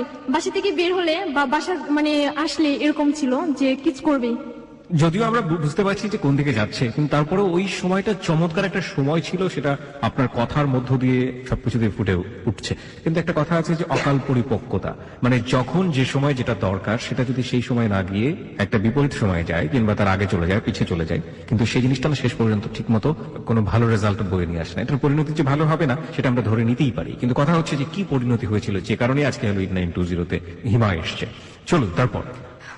মানে কিছুদিন আমাদের লক্ষ্য করে যে ফ্ল্যাটে আমরা ছিলাম, পাশের মানে ফ্ল্যাটের লোক যারা আমাদের সাথে ছিল ভাড়া থাকে, তো তারা আমাকে বলে যে তোমাকে অনেকদিন যাবত লক্ষ্য করছি যে তোমার হাতে চুড়ি বা নাকে ফুল কেন তোমার হাজবেন্ড তোমাকে দেয়নি। তো আমি বলছি শহরে মেয়েরা এসব পড়ে না, আসলে তখন আমার নাক ফুটানো ছিল না ওরকম ভাবে। বলে তুমি কি চাও তোমার হাজবেন্ডের অমঙ্গল হোক? আমি বলছি কেন চাবো? বলে আচ্ছা ঠিক আছে, যদি না চাও তাহলে তুমি তোমার হাজবেন্ডকে বলো যে আজকে যেন তোমাকে নাকফুল আর হাতে চুড়ি এনে দেয়। তো আমার তো জিদ যে আজকে তো আমাকে এই কথা বলছে, আমাকে দিতেই হবে। বাসায় আসার পর আমি তো মানে গুমরা মুখ করে বসে থাকি। তো আমি বলছি যে তুমি আমাকে হাতে চুড়ি আর নাকফুল না এনে দেওয়া পর্যন্ত আমি তোমার সাথে কথা বলবো না। পরে সেদিন রাতে আমাকে মানে নাকফুল দেয়, হাতে চুড়ি দেয়, মানে দেওয়ার পরে আমি শুধু ওকে বলছি যে আমার নাক ব্যথা, তুমি আজকে আমাকে ধরবে না। বলে আজকে ঠিক তোমাকে বউর মতো মনে হয়, যে তুমি সত্যি আমার বউ। এরকম ভাবলে মানে কাটে। তো ওর আম্মু ফোন করে, যে ওর আম্মু ফোন করে বলে যে এতদিন বাসার বাইরে থাকতে হবে না, তুই বাসায় চলে আয়, ওকে নিয়ে আয়। আমি বলছি না, আমি যাবো না, আমার লজ্জা করে।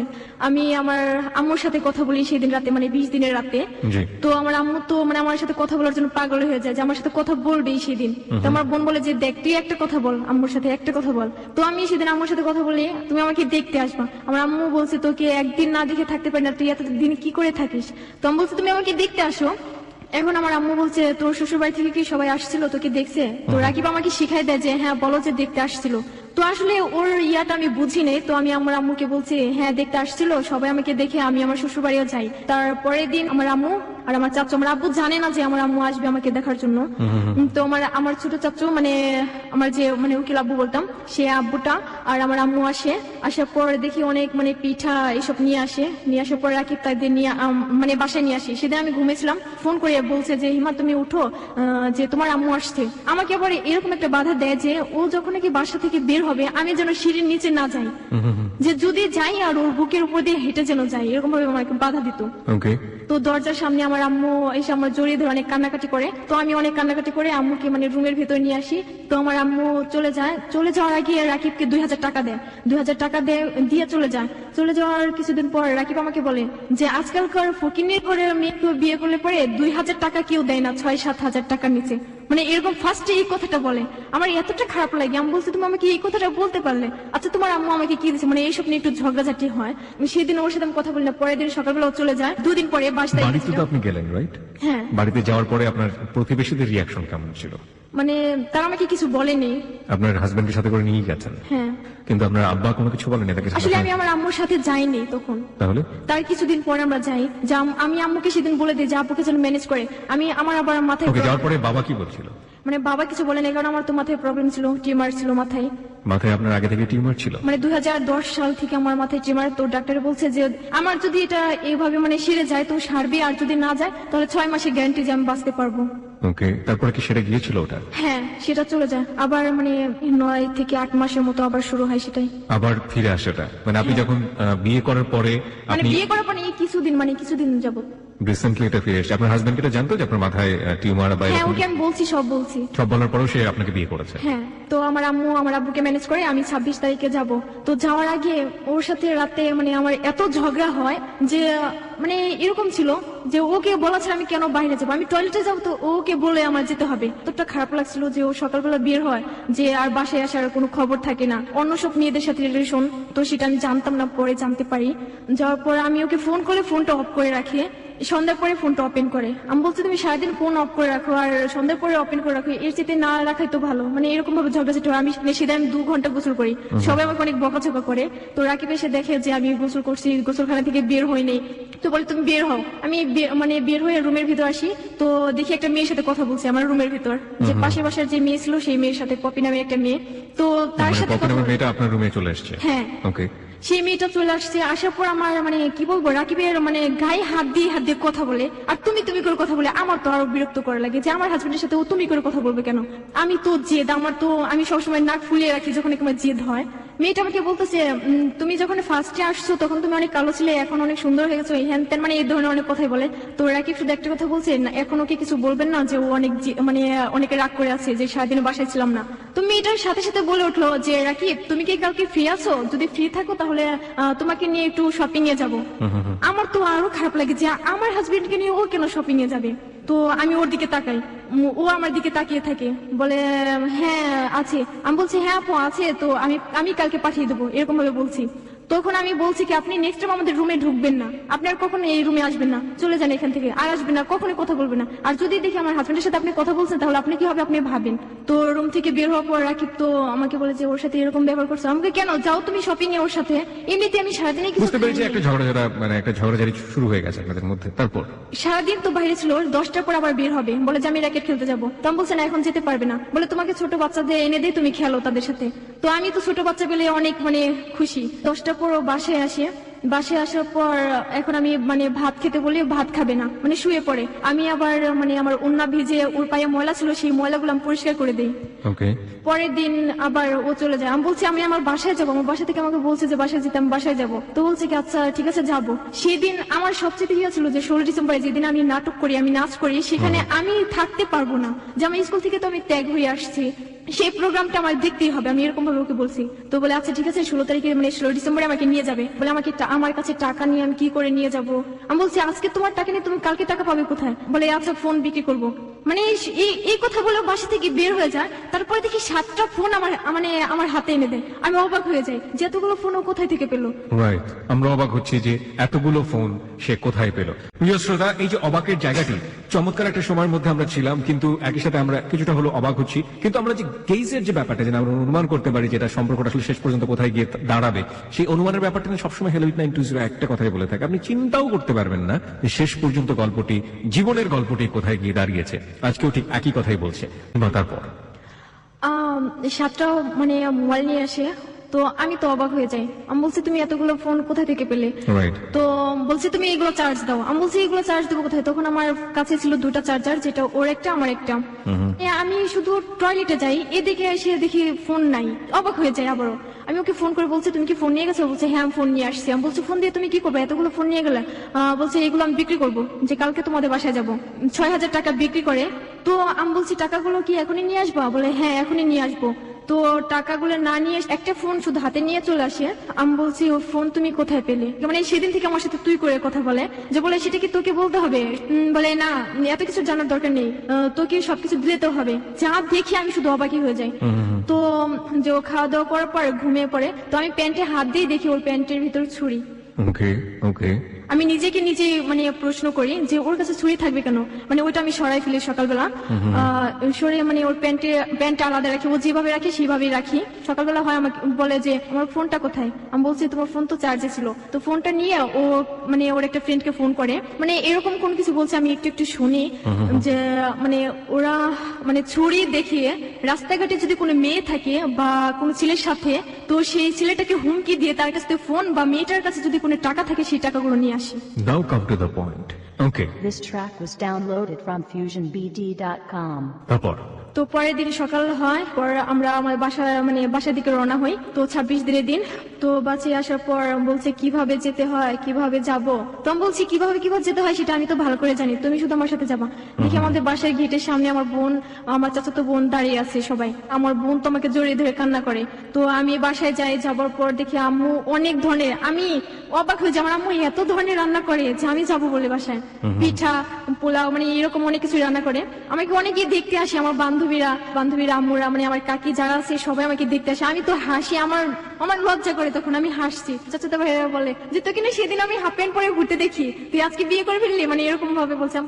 যাওয়ার পরের দিন শুনি যে আমার বান্ধবী রিমার ওর বিয়ে ঠিক। তো আমাকে বলছে যে তুই থাকবি, গায়ে হলুদের দিন আমরা আবার চলে আসি। যেদিন আসি ওই দিন রাতে ওর সাথে আমার ঝগড়া হয়, প্রচন্ড ঝগড়া। যে ঝগড়া আমাকে এতটা মারছে, মারতে মারতে আমি অজ্ঞান হয়ে পড়ি, যে আমি কথা বলতে পারি না 3 দিনের মধ্যে। যে আমার চোখের নিচে রক্ত জমে যায়, এরকম ভাবে আমার ইয়ে করছে। তো ফোনটাও ভেঙে ফেলি আর কি জিদে। এদিকে আমার আম্মু আব্বু যে আমাকে ফোন করছে, যে টেনশনই আছে যে ফোনটা কেন অফ করে রাখবে। ওষুধ খাওয়ার পর আমি কথা বলতে পারি। তো আমি বলছি তুমি আমাদের বাসায় একটা শুধু ফোন করে দিও, যে আমার ফোনটা নষ্ট হয়ে গেছে, এই কারণে আমি কথা বলতে পারি না। বলে আচ্ছা ঠিক আছে আমি বলবো, ফ্যাক্সিলিটির দোকান থেকে কথা বলবো। আসলে তখন ওরা কথা বলেনি আমার আম্মুর সাথে। কথা না বলার কারণে 26 তারিখে সকালবেলায় দেখি আমার আম্মু এসে হাজির। আমার আম্মু তো সন্দেহ করে যে ও কি তোকে মারধর করছে, তোর চোখের নিচে কি হয়েছে।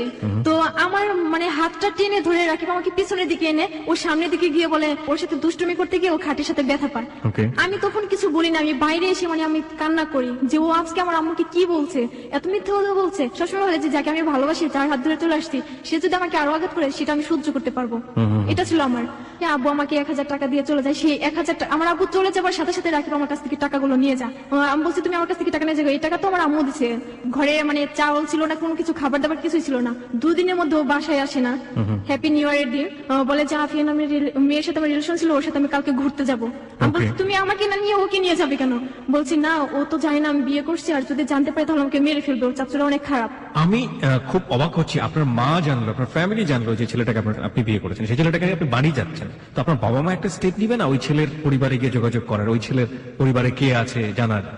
চেষ্টা করবে না? আসলে চেষ্টা করবে। আমাকে সবসময় এরকম ভাবে ধমকি রাখতো যে তুমি সবসময় বলবা যে আমার ফ্যামিলির সাথে তোমার ভালোই রিলেশন আছে বা আমার আম্মু এসে তোমাকে দেখে যায়। ও আমাকে যেটা বলতো আমি সেটাই করতাম। আপনি ফ্যামিলিতে এটা বলতেন, তো সমস্যা কি? আপনার বাবা মা যেতেই পারে আপনার শ্বশুর বাড়িতে, সেটা রাকিব স্টপ করতো কেন? মানে স্টপ করতো কেন সেটা মানে ও আমাকে বলছে আমাদের বাসাটা 6 তলা বিল্ডিং, আসলে সেটা ছিল না, এই কারণে। আপনার বাবা মা রাকিবের সাথে সরাসরি কথা বলতো না যে আমরা তোমার বাবা মার সঙ্গে কথা বলতে চাই, দেখা করতে চাই? হ্যাঁ বলতো যে আমার আম্মু যদি এই কথা বলতো অন্য কথা বলে আমার আম্মুকে ভুলে ফেলতো, এরকম ছিল। আপনার বাবা রাকিবের সাথে কোনো কথা বলেনি? বেশি কথা বলতো না ওর সাথে। আপনার সাথে কথা বলতো না? আপনাকে তো অনেক আদর করতো। হ্যাঁ আমার সাথে কথা বলতো। ওকে, তারপর? হ্যাপি নিউ ইয়ারের দিন ওই দিন সারাদিন ও মেয়েটার সাথে ঘুরে, তো ফোন টোন সব অফ করে রাখে। এদিকে যে আমি না খেয়ে আছি সেটাও দেখার ছিল না, যে এরকম কষ্ট ছিল যে এখানে পানিও ছিল না, যে আমি 1 গ্লাস পানি খাবো, পেটের ব্যথায় মানে উঠতে পারি না বিছানা থেকে, যে 2 দিন কাটে আমার এরকম ভাবে। মানে আজকে ধরেন সকালবেলা বের হয়েছে, পরের দিন বিকালবেলা চলে আসছে, মানে 2 দিনই প্রায় হয়ে যায়। তো আসে না, আমি ওর আম্মুকে ফোন করছি, বলছি মা আপনার ছেলে তো এখন আসে না, একটু তাড়াতাড়ি আসতে বলেন। বলে আচ্ছা ঠিক আছে আমি বিকালে পাঠিয়ে দেবো। এরকম করতে করতে সন্ধ্যার পরে বাসায় আসে, বলে যে তোর কি হয়েছে, তুই এত ফোন করিস কেন? সেদিন আমাকে অনেক মারধর করে, শুধু শুধু আমাকে মারছো কেন? বলে যে আমার টাকা লাগবে, এখন আমার টেনশন, আমার মাথায় অনেক টেনশন। আমি বলছি টাকা দিয়ে তুমি কি করবা? মানে এক এক সময় এক এক ধরনের কথা বলে যে একটা কিছু করতে হবে, আমার কাজ আছে আমি এটা করবো। আমার বলে আমার সেমিস্টারের ফিস দিতে হবে, মানে এরকম ভাবে বলছে। তুমি তোমার আম্মুর কাছে টাকা চাও, তখন আমাকে মানে ভালোবাসার একটা দেখায় যে তুমি তোমার আম্মুর কাছে টাকা চাও।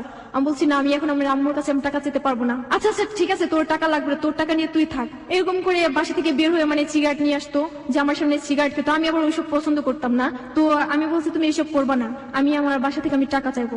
তো সাথে সাথে আমি ফোন করি আমার বাসায়, আমার আম্মুকে বলছি আমাকে 50,000 টাকা দিতে হবে। তো আম্মু তো বলে যে তোর আব্বু কি শুনবে? তখন আমি বলছি আমার মাথায় আবার টিউমার হয়েছে, ওর কারণে আমি মিথ্যা কথা বলি আমার আব্বু আম্মুর কাছে। আর রাকিব আমার আম্মুকে বলছে তখন আমি সেমিস্টারে ফিস দেবো, আমার এই পরীক্ষাটা শেষ হলে পরে তারপর আমি যে কোনো একটা জব করবো, এরকম ভাবে বলতো।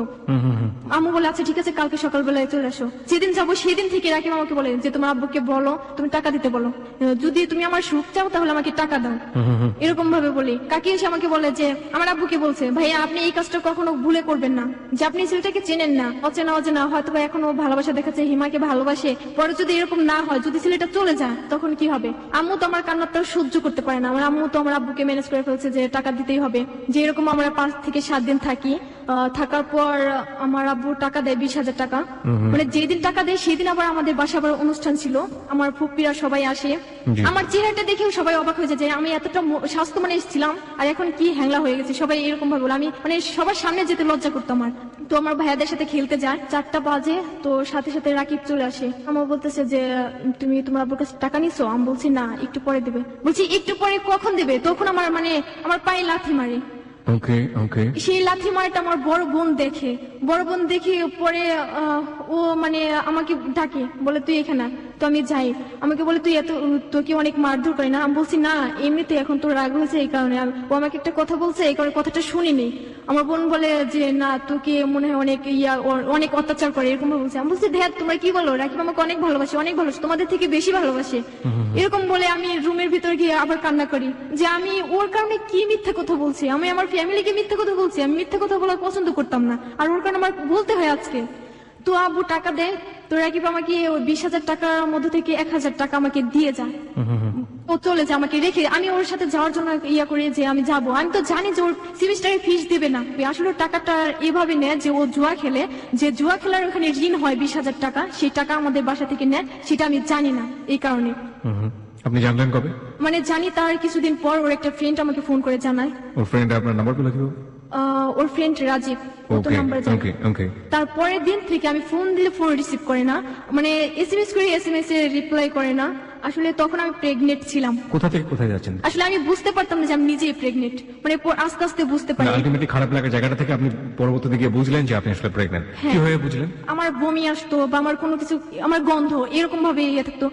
তো সেদিন আসার পর আমাকে বলে ঘুরতে যাবো। আমি বলছি এখন তো ঘুরতে যেতে পারবো না, এখন সন্ধ্যা লেগেছে, যদি কোনো কিছু হয়ে যায়। আচ্ছা ঠিক আছে যাবো না, একটু যাবো, খেজুর গাছের ওখানে আমাকে নিয়ে যাই। ওখানে নিয়ে আমার হাতটা ছেড়ে দিয়ে ফোন করে একটা মেয়ের কাছে, মানে রুবা নামের একটা মেয়ে। তো আমি বলছি তুমি কার সাথে কথা বলো? বলে তুমি তো নেই, এই কারণে টাইম পাস করার জন্য।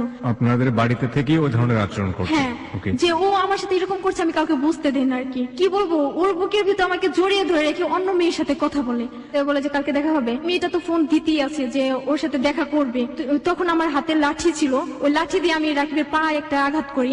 এবং আপনার নিজেরও একটা মাথায় মারা উচিত। আমার শোনার পরে একদম ভেতরের ফিলিংস যেটা হচ্ছে, প্রথম কথা হচ্ছে একটা বাবা মা কতটা কাণ্ডজ্ঞানী হতে পারে একটা ফ্যামিলির। একটা ছেলেকে বিয়ে করেছেন আপনি, তাকে তার বাড়িতে কে আছে কোথায় আছে সে ভুলিয়ে ভালিয়ে রাখছে, কোনো খোঁজ খবর নিচ্ছে না। বাবা মা এটা মেনে নিয়ে এরকম একটা ছেলেকে, যে যার সাথে আপনি হ্যাপি নেই, বাবা মা তো আপনার ফেস দেখেই বুঝতে পারবে যে আপনি হ্যাপি আছেন কি আছেন না। তারপর সে ছেলেটাকে লালন পালন করে যাচ্ছে, এবং সেই ছেলে আপনাদেরই বাড়ির মধ্যে বসে আরেকটা মেয়ের সাথে চুটিয়ে প্রেম করছে। আপনার বয়স আবার সেখানে ক্লাস 8-এ পড়া একটা মেয়ে, আপনি সে আপনার চেয়ে কয়েক বছরের বড়। ভুল তো আপনি একা করেননি, ভুল করেছে একেবারে, যে একটা কথা আছে না যে 14 গোষ্ঠী মিলে, হ্যাঁ, মানে চারপাশের যা আছে সবকিছু মিলে ভুলটা হয়েছে। তারপর চলে যায় আর আমাকে ফোন করে না। ফেব্রুয়ারি মাসের মানে 2 তারিখে ও আমাকে ফোন করে বলে আজকে আমি আসবো। রাকিব আসার কথা বলে আর আসে না। তো সেদিন মানে সন্ধ্যা পর্যন্ত আমি ওর জন্য ওয়েট করি। আমার সাথে রিলেশন হবার আগে যে মেয়েটার সাথে রিলেশন ছিল সেই মেয়েটা শুনতে পায় যে আমার সাথে মানে বিয়ে হয়ে গেছে।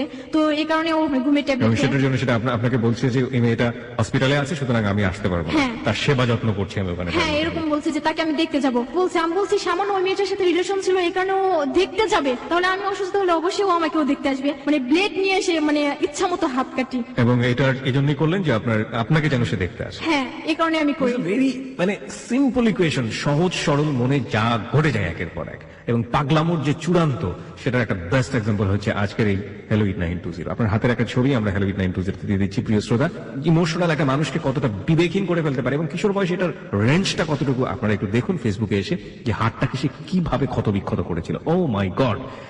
ফেসবুকের ঠিকানা হচ্ছে www.facebook.com/hello8920। আরো একবার বলছি, facebook.com/HELLO8920। ওখানে গেলে দেখতে পাবেন, যারা ইতিমধ্যে আছেন তারা তো দেখতেই পাচ্ছেন। পেজটিতে লাইক দিয়ে দিলে আপনি পার্মানেন্টলি মেম্বার হয়ে যাবেন, তখন হ্যালো 920 যাবতীয় অ্যাক্টিভিটিস আপনি অবগত থাকবেন। তারপর বলুন। আমি হাত কাটার পর আমার জ্ঞান ছিল না। আমার বোন আমাকে অনেক খোঁজাখুঁজি করে, যে বাগানে গিয়ে দেখে যে আমি বাগানে পড়ে আছি। জ্ঞান ফেরার পর আমার বোন আমাকে মুখে একটা থাপ্পড় মারে যে তুই কি পাগলামি করিস। তো ফোন করে দেখে ফোনটা অফ করে রাখে। আমি বলছি আমার সাথে ওর সাথে ঝগড়া হয়েছে এই কারণে যে ও ফোনটা অফ করে রাখে। রাত 10টা বাজে ওর একটা ফ্রেন্ড মানে রাজীব, তার নাম্বারটা আমি আমার চাচাতো বোনের কাছে দিই। তো আমার চাচাতো বোন ফোন করে বলে যে হিমাজি এরকম কাজ করছে, আপনি ওকে একটু বলেন যে ও যেন তাড়াতাড়ি ওকে দেখতে আসে। তো 10টার পরে রাকিব ফোনটা ওপেন করে, সাথে সাথে রাজীব ওকে ফোন করে জানায় যে এরকম আমার অবস্থা। তো রাকিব আমার বোনকে ফোন করে বলে যে আমি যা শুনছি সেটা কি সত্য? বলে হ্যাঁ সত্য।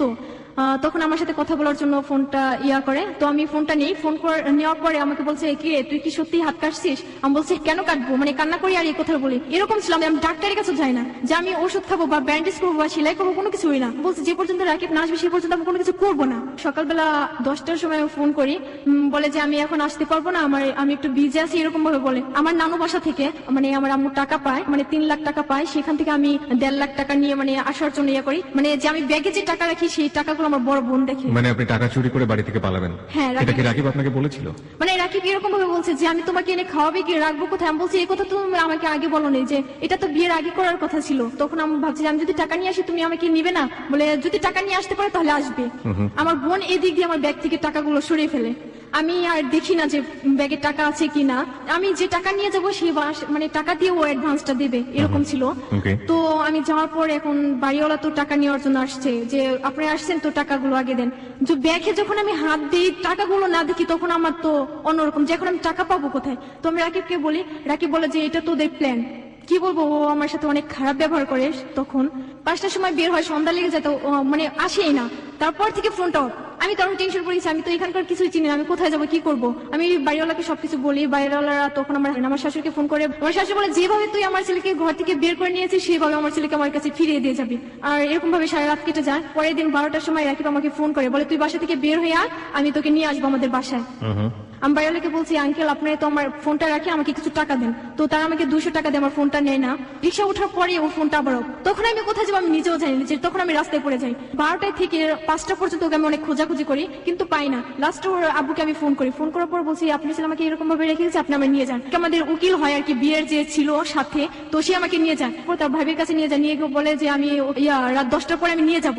তখন আমার ভিতর অন্যরকম একটা আসে যে রাত 10টার পর আমাকে কোথায় নিতে পারে, এখান থেকে যেভাবে হোক আমার পালাতে হবে। তো আমার শাশুড়িকে আমি ফোন করে বলছি আপনি কি আমাকে নেবেন, আর যদি আমাকে না নিয়ে যান আমি নিজে এখানে আত্মহত্যা করে আপনাদের দায়ী করে যাব। তো আমার শাশুড়ি আর শ্বশুর এসে আমাকে রাত 10টার সময় নিয়ে যায়। এই প্রথম আপনি গেলেন আপনার শ্বশুর বাড়ি? হ্যাঁ। কোথায় ছিল শ্বশুর বাড়ি? নারায়ণগঞ্জ জারপুর উত্তরপাড়া খোলা মার্কেট। গিয়ে কি দেখলেন? মানে ছোট একটা বিল্ডিং এর মতো আর কি তোলা, হ্যাঁ। যে টিন শিট করলে আসলে করতে পারে। কয়জন ফ্যামিলি মেম্বার ছিল ওখানে? মানে ওরা 4 ভাই বোন, ওর আব্বু আমরা। পরে রাকিব শুনে যে আমি ওদের বাসায় আসবো, বলে তুই আমার আম্মুকে নিয়ে থাক, আমি আমার মতো চলে গেলাম। আমি ওদের বাসায় যাই। না আপনি বাসায় গেছেন? ওর আম্মু তো আমাকে মানে অনেক কথা আমাকে বলে, কি বিয়ে করার বয়স হয়েছে, তুই আমার ছেলেকে বিয়ে করছিস, আমার ফুলের মতো ছেলে ছিল। সব মায়ের কাছে তার ছেলে ফুলের মতোই থাকে। This is the story, we know that. তখন আমি একটা কথা বলছি আমার শাশুড়িকে, আপনার ছেলেকে যেরকম আদর করে বড় করছেন, আমার আম্মু আব্বু আমাকেও তেমন আদর করে বড় করছে। প্রথম দিনই ঝগড়া শুরু করলেন? মানে এই কথাটা আমি কংগ্রাচুলেশন। ওকে। আমি তো 2 দিনের মধ্যে খাই না, পানিও খাই না, রাতটা কাটে কোনো মতে। ফজরের আজানের সময় আমার শাশুড়ি আমাকে ঘুম থেকে ওঠা, বলে বরকা পর তোকে তোর বাসায় দিয়ে আসবো। আমি বলছি আমি আমার বাসায় যাবো না। অনেক কান্নাকাটি করি, আমার শাশুড়ি পা ধরে, কিভাবে কোথায় কিভাবে আমাকে নিয়ে আসে আমি নিজেও জানি না, গাড়িতে করে। তো আমাকে শুধু হেমাদপুরের টিকিট কেটে দেয়। তো আমি গাড়িতে উঠি, তখন বলে বাই, আর কখনো দেখা হবে না। যে আমি এরকম প্রেগনেন্ট, আমি কাউকে বলতে পারছি না। মাস চলে যাচ্ছে, আমার অবস্থাটা অনেক খারাপ হয়ে যায়। তো এলাকার মুরব্বীদের সাথে কথা বলার পর যে বলে আচ্ছা ঠিক আছে তোমাকে নিয়ে আসবো। আমি আবার প্ল্যান করি যে বিয়ের পরে আমি চলে যাবো, আমার চাচাতো বোনের বিয়ে। কথা বলবো কি, রাকিব আমাকে হুমকি দেয় যে তুই যদি আমার কাছে থাকতে চাস তাহলে তুই ওই বাচ্চাটাকে নষ্ট করবি। তো আমি বলছি কেন আমি বাচ্চাটাকে নষ্ট করবো, অনেক কান্নাকাটি করি। বলে আচ্ছা ঠিক আছে তুই তোর বাচ্চা নিয়ে থাক, আমি আমার মতো থাকবো। আমার একটা ফ্রেন্ড ছিল, তাকে আমি সবকিছু বলি, তার সাথে আমি গিয়ে বাচ্চাটাকে নষ্ট করে ফেলি। তো আমি শুয়ে থাকি। বাচ্চাটাকে আপনি নষ্ট করলেন, আপনার ফ্যামিলিতে জানলো না? এটা কেউ জানে না। আমার হাজবেন্ড আসে না, এই কারণে আমি না খেয়ে থাকি বা এরকম কোনো কিছু বুঝতে পারি আর কি, যে আমি নষ্ট করি এটা জানি না। পিঙ্কির কথা যে আমি চলে যাওয়ার জন্য আমার ফোনটা আমি ইচ্ছা করে নষ্ট করি, ফোন সারতে যেতে হবে। তো আমি আগে আসি, আমার চাচাতো বোন আসে। আসলে ওর যে গয়নাগুলো ছিল সব ছিল রূপার, কিন্তু স্বর্ণ দিয়ে ধোয়া ছিল। তো ওইগুলো নিয়ে আসি, আমি দেখি নাই যে ও কি নিয়ে আসছে। তো চেঞ্জি নিয়ে আমি চলে যাই গাবতলী পর্যন্ত। গাবতলী রাকিব এসে দাঁড়িয়ে আছে যে আমাকে নেওয়ার জন্য, যাত্রাবাড়ি, যে ওইখানে আমরা আবার নতুন করে বাসা ভাড়া নেওয়া হয়। সব টাকা রাকিবই দিয়ে। আপনার বোনটাও পালাচ্ছে আরেকজনের সাথে, তাই তো? হ্যাঁ এরকম। সেই গয়নাগুলো আমার চাচাতো বোন রাকিবের হাতে দেয়। হারটা যে ছিল একটু অংশ নিয়ে বালু দিয়ে ঘষে নিয়ে আসে, বলে দেখো এগুলো সব নকল। যাওয়ার সময় বলে যে আমি তাড়াতাড়ি আসবো, 10টার আগে আসবো। রাকিব যখন নাকি বের হয়ে যায় তখন আমার ভিতর থেকে কেমন যেন মনে হয় যে ওর ফিরে আসবে না, কখনো ওর সাথে আমার দেখা হবে না। তার একটু পরে আমি ফোন করি, ফোনটা অফ। পরে আমি ওদের এলাকার যে বড় ভাই ওদের বাসায় বিচার নিয়ে যায় যে আপনার ছেলে এরকম ভাবে একটা মেয়েকে বিয়ে করছে, আবার এরকম ভাবে রেখে আসছে, এখন মেয়েটার কি উপায়।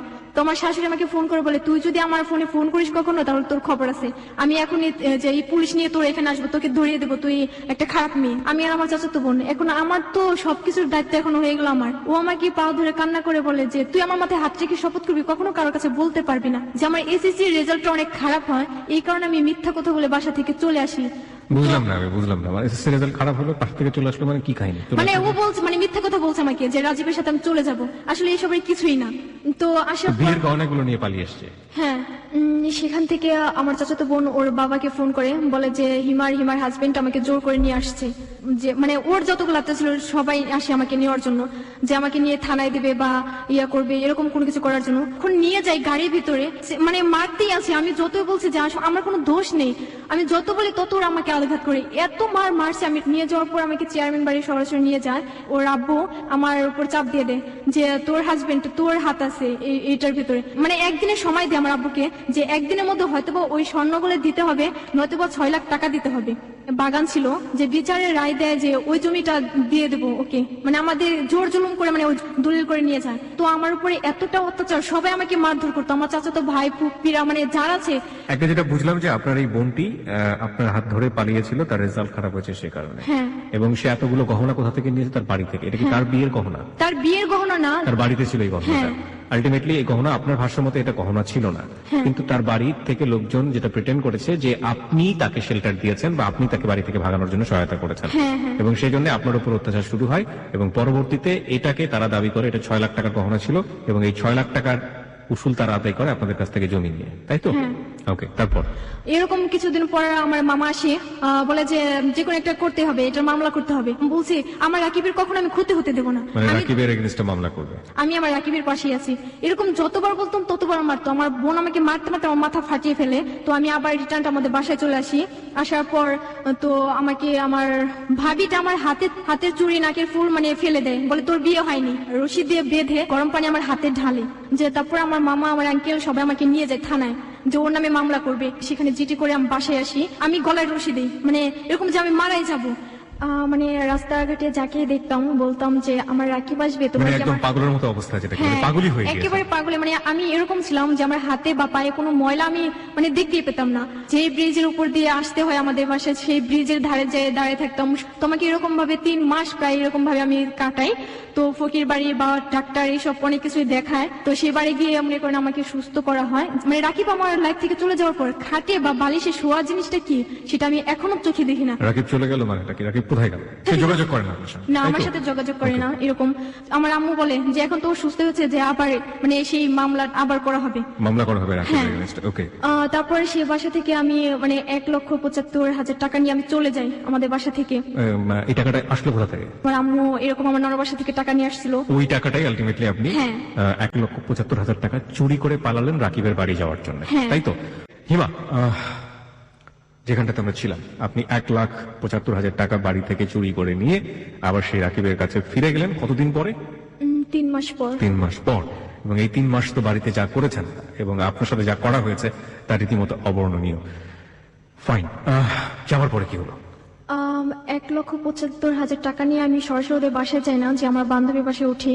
সেখান থেকে আমি ওদের শুধু ম্যানেজ করে যে আমি আমার হাজবেন্ডের সাথে ঝগড়া করে আসছি, যে কিছুদিন থেকে আবার চলে যাব। আমি কাউকে বলি না যে বাসা থেকে টাকা নিয়ে আসছি। তো ওদের ওইখান থেকে আমি বলছি যে আমি একটু ঘুরতে যাবো, এই কথা বলে আমি রাকিবদের বাসায় যাই।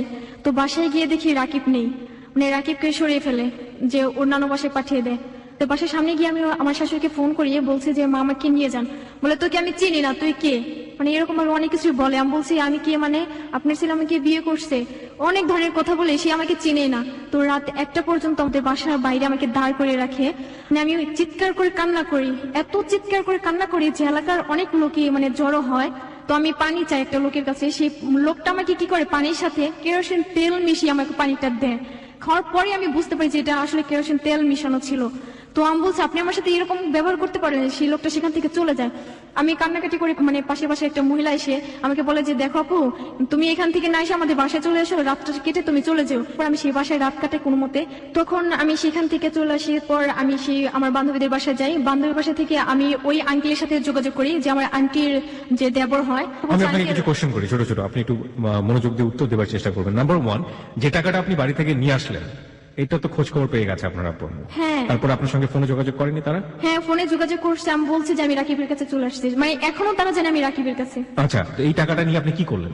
তো 20,000 টাকার মতো আমি নষ্ট করে নিজেই, কি মানে করেন? কিভাবে যে আমি প্রত্যেকটা দিন চাষায় আসি, মানে এরকম ভাবে নষ্ট করে রাখি। চাষারাতে কি হতো? চাষারাতে কে ছিল? মানে চাষারাই বেশি থাকে, এই তো কারণে আপনি এসে কখনো খুঁজতেন ওকে? হ্যাঁ, ওকে। 3 মাস এরকম ভাবে আমার চলে যায়। চলে যাবার পর এই সময়টাতে আপনি কোথায় ছিলেন এই 3 মাস? আমি মিরপুর ছিলাম। মিরপুর কার বাসায় ছিলেন? ছিলাম আমার বান্ধবীর বাসায়। যে আমি ওর মাকে ম্যানেজ করছি, বলছে যে আন্টি আপনি শুধু আমাকে একটা বাসা ভাড়া করে দেবেন, যা করে আমি করবো। যে বাসা ভাড়া করে সেখানে আমি আবার 10,000 টাকা দিয়ে পার্লারের কাজ শিখি। তার মাঝে মাঝে আমি চাষারও চলে আসি, ওকে, মানে ওকে। দুটোটাই কাজ চালিয়ে যাই। Okay. এর মাঝে আবার আমি আমার ওই আঙ্কেলের সাথে যোগাযোগ করি, যে আমার বাহিরের ব্যাপারে। কোন আঙ্কেল এটা? আম্মুর যে চাচাতো বোন, ওকে, তার মানে বোনের আমার- দেবর, হ্যাঁ তার সাথে যোগাযোগ করেন? হ্যাঁ, মানে সে কেন বাহিরে যোগাযোগ থাকে। করেন? ও, সে বাইরে থাকে। ওকে, এই কারণে এখন আমি বলছি, বলে তুমি তো বিদেশি কাজ কি কাজ করবে? তো আমি বলছি আমি পার্লারের কাজ শিখছি, আমাকে সেখানে দেখেন যদি পারেন আমাকে এরকম ব্যবস্থা করে দেন। মানে আপনিও বিদেশে যেতে চাচ্ছেন? হ্যাঁ। কেন? মানে কেন যেতে চাচ্ছি যে রাকিবকে আমি খুঁজে পাইনি, আমি কার কাছে থাকবো, আমি আমার ফ্যামিলিতেও যেতে পারবো না, ওর ফ্যামিলিতেও থাকতে পারবো না, এরকম ভাবে আমার জীবন চলবে না, আমি নিজের পায়ে দাঁড়াবো, এরকম ভাবে কোনো ইয়া ছিল, আমার স্বপ্ন ছিল। তো তাদের সাথে আমি যোগাযোগ করে আমি বাহিরে যাই, তখন আমার 70,000 টাকা লাগে, আমার কাছে 90,000 টাকা ছিল। পরে ওই 90,000 টাকা দিয়ে আমি নিজের গয়নাগুলো বানাই, যে ভাবছি যে টাকা যদি থাকে আমার নষ্ট হয়ে যাবে, আমি নিজেও জানি। তো আমার কানের দুল মানে এইসব কোনো কিছু বানাই 90,000 টাকা দিয়ে, যতগুলো হয়। তো বানানোর পর আমি মানে লেবালন তাদের ইয়া দিয়ে চলে যাওয়ার পর আমার পার্লারে কাজ দেয়। আমি একটা মাস এত ভালো কাজ করি সেখানে। লেবাননে চলে যান আপনি? হ্যাঁ। ওকে। তো সেখানে চলে যাই, অনেক ভালো মতো কাজ করি, যে তারা আমাকে অনেকটা আদর করে, যে আমি ভাষা শিখতে পারি অনেক অল্পতেই, যে তারা আমাকে আমার ভাষাগুলো শুনে তারা আরো মুগ্ধ হয়, যে এত এত দ্রুত তুমি ভাষা শিখলে কি করে, মানে তাদের একটা কোশ্চেন ছিল। তো আমি বলছি সেটা আমি নিজেও জানি না, এক কথা বারবার বলতো, যে সেটা আমি অনুভব করতাম যে এটা হবেই, মানে আমি বলতাম। তো যখন নাকি আমি অসুস্থ হয়ে পড়ি, তখন আমাদের বাংলাদেশে যেমন বলে অসুস্থ, তখন ওদের ওইখানে বলে যে মারিদা। তো আমাকে বলে যে সুবাদ্দি, তো আমি বলছি কি আনা মারিদা, তো বলে শু। তখন আমি আবার বলছি যে আনা রাজ হন ওঝা, মানে মাথা প্রচন্ড ব্যথা এরকম ভাবে বোঝাতাম, তো পেট ব্যথা এরকম ভাবে বোঝাতাম। তো ওরা তো আমাকে ডাক্তারের কাছে নিয়ে যেত, মানে 1 মাস পর আমার হাতে আমার বেতনটা দেয়, 1 মাসের বেতন 12,000 টাকা ছিল, মানে 20,000 টাকা দেওয়ার কথা ছিল, সেখানে আমার 12,000 টাকা দেয়। তো সেখান থেকে আমাকে হসপিটালে নিয়ে যায়, মানে 4টা হসপিটাল ঘুরে কোনো রোগ মানে বিধি পাই না। তার 7 দিন পরে আমি এরকম ভাবে বমি করা শুরু করি, যে আমার নাক দিয়ে মানে মুখ দিয়ে রক্ত বের হয়। তো ওরা তো অনেক ভয় পায়। তার 2 দিন পরে আমাকে হসপিটাল আবার নিয়ে যায়, অন্য হসপিটালে, দেখে আমার অ্যাপেন্ডিসাইটিস টিউমার, মানে 3 ঘন্টার সময় ছিল যে অপারেশন করতেই হবে। তখন আমার মালিকই তো রিস্কটা নেবে না, যে এরকম ভাবে 3 ঘন্টা যদি ও মারা যায়, এরকম রিস্ক নেবে না। তো এটা রিস্ক কে নেবে? তো আমি ওদের বুঝেছি যে কোনো মতো ইয়া করো, যে সেখানে 96,000 টাকা লাগবে আমাদের বাংলাদেশে, যে আমার তো টাকা নেই, মাসের বেতনটা আমার ছিলাম। বলছি এদের যদি তোরা আমাকে মারতে চাস তাহলে তোরা আমাকে মেরে ফেল, আর যদি না মারতে চাস তাহলে তোরা আমাকে বাঁচিয়ে রাখ। তো ওদের টাকা দিয়ে ওরা আমাকে মানে ইয়া করে, সুস্থ করে। তো পরে আমি টাকাগুলো দিয়ে দিই, যে আমার গয়নাগুলো আমি সেখানে কিছু রেখে আসি, কিছু নিয়ে আসি। তো অপারেশনের 7 দিন পর আমাকে কাজে নিয়ে যায়। তো আমি তো কাজ করতেই পারি না, আমি সোজা দাঁড়াতেই পারি না, তো আমি ঘুরে ঘুরে পড়ে যাই। তো ওরা তখন আমার সাথে খারাপ ব্যবহার করে, যে তুই এখানে কাজ করতে পারবি না, তোকে কি করে টাকা দেবো, টাকা দেওয়া যাবে না, এরকম ভাবে বলছে। তো আমি ওর সাথে ঝগড়া করতাম, মানে তর্ক করতাম। তখন ওরা বলছে আচ্ছা ঠিক আছে, তোরা যদি আমার না রাখিস তাহলে আমার বাংলাদেশে পাঠিয়ে দে, আমি যে কোনো একটা জিনিস করবো। বাংলাদেশে আসবো, আমি কি করে আসবো, কোথায় থাকবো, এরকম একটা কল্পনা থাকে। অপারেশনের 15 দিন পর আমার টিকিট কেটে দেয় আমার বাংলাদেশে আসার জন্য। তো হাতে আমাকে 19,000 টাকাও দিয়ে দেয় ওরা। আমি বলছি আতিনি মাফি মাছারি, মানে আমার কাছে কোনো টাকা নেই, আমি বাংলাদেশে যাব কি, আমার বাবা মা কেউ নেই, মানে এরকম ভাবে বুঝাইছি আরবিতে।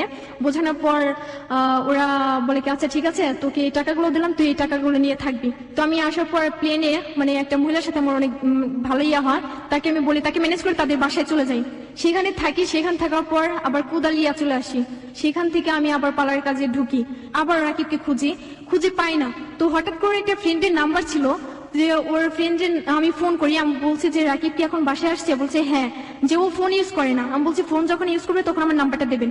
ডিসেম্বরের 31 তারিখে ওর সাথে মানে আবার যোগাযোগ হয়, যে রাকিবের সাথে, মানে রং নাম্বারে, জানে না যে আমি হিমা। তো রং নাম্বারে, আসলে আমি রং নাম্বারে যখন আবার নতুন করে কথা বলা শুরু করলাম, যে বলছে আমার বাসা মিরপুর, আমি মিরপুর থাকি। মানে আপনি জানতেন নাম্বার ঠিক আছে, কিন্তু ও বুঝতে চাই ওটা রং নাম্বারে কার সাথে কথা বলছে। ওকে ওকে। তো আমাকে রাজ নামে পরিচয় দেয়। আমি জিজ্ঞেস করছি আপনার নাম কি, ও বলে রাজ। আমার আন্টির মেয়ের নাম আবার তুলনা। তো আমি আবার ওর পিকচার মানে যা আছে সবকিছু ওরে নিয়ে আসি। তো আমি বলছি আমার নাম তুলনা, আমি এরকম ভাবে থাকি, মানে সবকিছু আমি বলি, যে আমার বাবার এত টাকা আছে, আমার আঙ্কেলও বাহিরে থাকে। তো আমি বলছি সবকিছু বলার পর ও তো আমাকে বিয়ে করবে, মানে এখন বলে যে তুমি বাসা থেকে চলে আসো, তোমাকে আমি বিয়ে করবো। একই কথা আপনার সঙ্গে? একই কথা, যেরকম আমি এরকম ভাবে বুঝতাম, আগে যে কথাগুলো ছিল সেই কথাগুলো নতুন করে আবার তোলানো হয়। যে আমি বলছি যে তুমি কি আমাকে বিয়ে করবে, বলে যে হ্যাঁ তোমাকে এক দেখে আমি বিয়ে করবো। মানে আমি বলছি আচ্ছা ঠিক আছে, তুমি আমার পিকচার দেখো, যদি পছন্দ হয় তাহলে তুমি আমাকে বিয়ে করবে। তো আমি আমার আন্টির মেয়ের মানে পিকচারটা পাঠিয়ে দিই, যেটা দেখে ওর ফ্যামিলি সবাই মানে পছন্দ করে। ওর আম্মুর সাথে আমি কথা বলছি, আবার সেই আম্মুকেও জড়াই ফেললেন? হ্যাঁ, ওর আম্মু, ওর বোন, মানে ওর ভাইয়া সবাই জানতো যে নতুন মানে কারোর সাথে রিলেশন। তো এরকম করার পর বিয়ের একটা ডেটই মানে পড়ে যায়, এই মাসে আমরা বিয়ে করবোই, যে জানুয়ারি শেষে ফেব্রুয়ারিতে। তো এরকম ভাবে আমি বলছি এখন আমি কি করবো, মানে ও দেখা করার জন্য প্রচন্ড পাগল হয়ে যায়, যে ও আসে যাত্রাবাড়ি, আমিও চলে আসি, ওকে আমি দূর থেকে দেখে চলে যাই, কিন্তু ওর কাছে যাই না। তো ও বলছে তুমি আসোনি, আমি বলছি হ্যাঁ আমি আসছি, তুমি আমার সাথে দেখা করো, আমি এই কারণে চলে আসছি, এরকম ভাবে বলে চলে আসি। চলে আসার কিছুদিন পরে ও আবার আমাকে দেখার জন্য পাগল হয়, অনেক SMS করে, কথা বলার পর আমি কথাগুলো আবার রেকর্ড করে রাখি, যে কি কি কথা বলে। বলার কিছুদিন পরে বলে তুমি আসলে তুমি সত্য করে বলো তুমি কে, তুমি কি হিমা? তখন আমি কান্না করি, আমি বলছি না আমি হিমা না, আমি হিমা হতে যাবো কেন? তো আমি বলছি আচ্ছা হিমাটা কে, যে মেয়েটার কারণে তুমি আমাকে এত কিছু বলো সেই মেয়েটা কে? মানে আমি নিজেকে মানে ওর কথা বের করার জন্য করে বলে হিমা নামের মেয়ে, সেটা মেয়ে ছিল 3 বছর আগে, যে এটা আমার শত্রু ছিল। ও আমাকে এরকম ভাবে বলে যে আমার শত্রু ছিল। তো ওই মেয়েটার সাথে আমার রিলেশন ছিল 6 মাস রিলেশন থাকার পর আমি অন্য একটা মেয়ের সাথে রিলেশন করি। তো ওর বাবা ওর চাচা যারা আছে সবাই আমাকে মারধর করে আমার কাছ থেকে টাকা নিয়ে যায়, মানে এরকম আমাকে বলে। তখন আমি আরো কান্না করি, আমি বলছি ও কি বলে, ও তো আমার প্রতি আর নাই, আর ওকে আমি এতটা ভালোবাসি, ও আমাকে এই কথাগুলো বলতে পারে? এরকম বলার পর কিছুদিন পরে যে আস্তে আস্তে আমি জানিয়ে দেই, তাহলে আমার আগের কথাগুলো আমি বলি। কিছু কিছু কথা আছে যে কথাগুলো আমি বলতাম, আমি ওকে বোঝানোর চেষ্টা করতাম যে আমি হিমা। তো বলে তুমি কি হিমা? আমি বলছি না। বলে তুমি হিমা, তুমি হিমা এরকম ভাবে কথা বলে, ঠিক এরকম ভাবে কথা বলতো, যে আস্তে আস্তে কথা বলতো অন্যরকম ছিল। আমি একদিন পরিচয় দিই, হ্যাঁ আমি হিমা, তখন ও অনেকটা কান্না করে বলে তোমাকে আমি অনেক, তোমার ফোন নাম্বারে অনেক ট্রাই করছি, তোমার ফোনটা অফ ছিল। আমি বলছি তুমি আমাকে একটু ট্রাই করো নাই, যদি ট্রাই করতে তাহলে আমি তো 3-4 মাস তো আমি ছিলামই দেশে, তো অবশ্যই আমি জানতে পারতাম যে তুমি আমাকে ট্রাই করছো।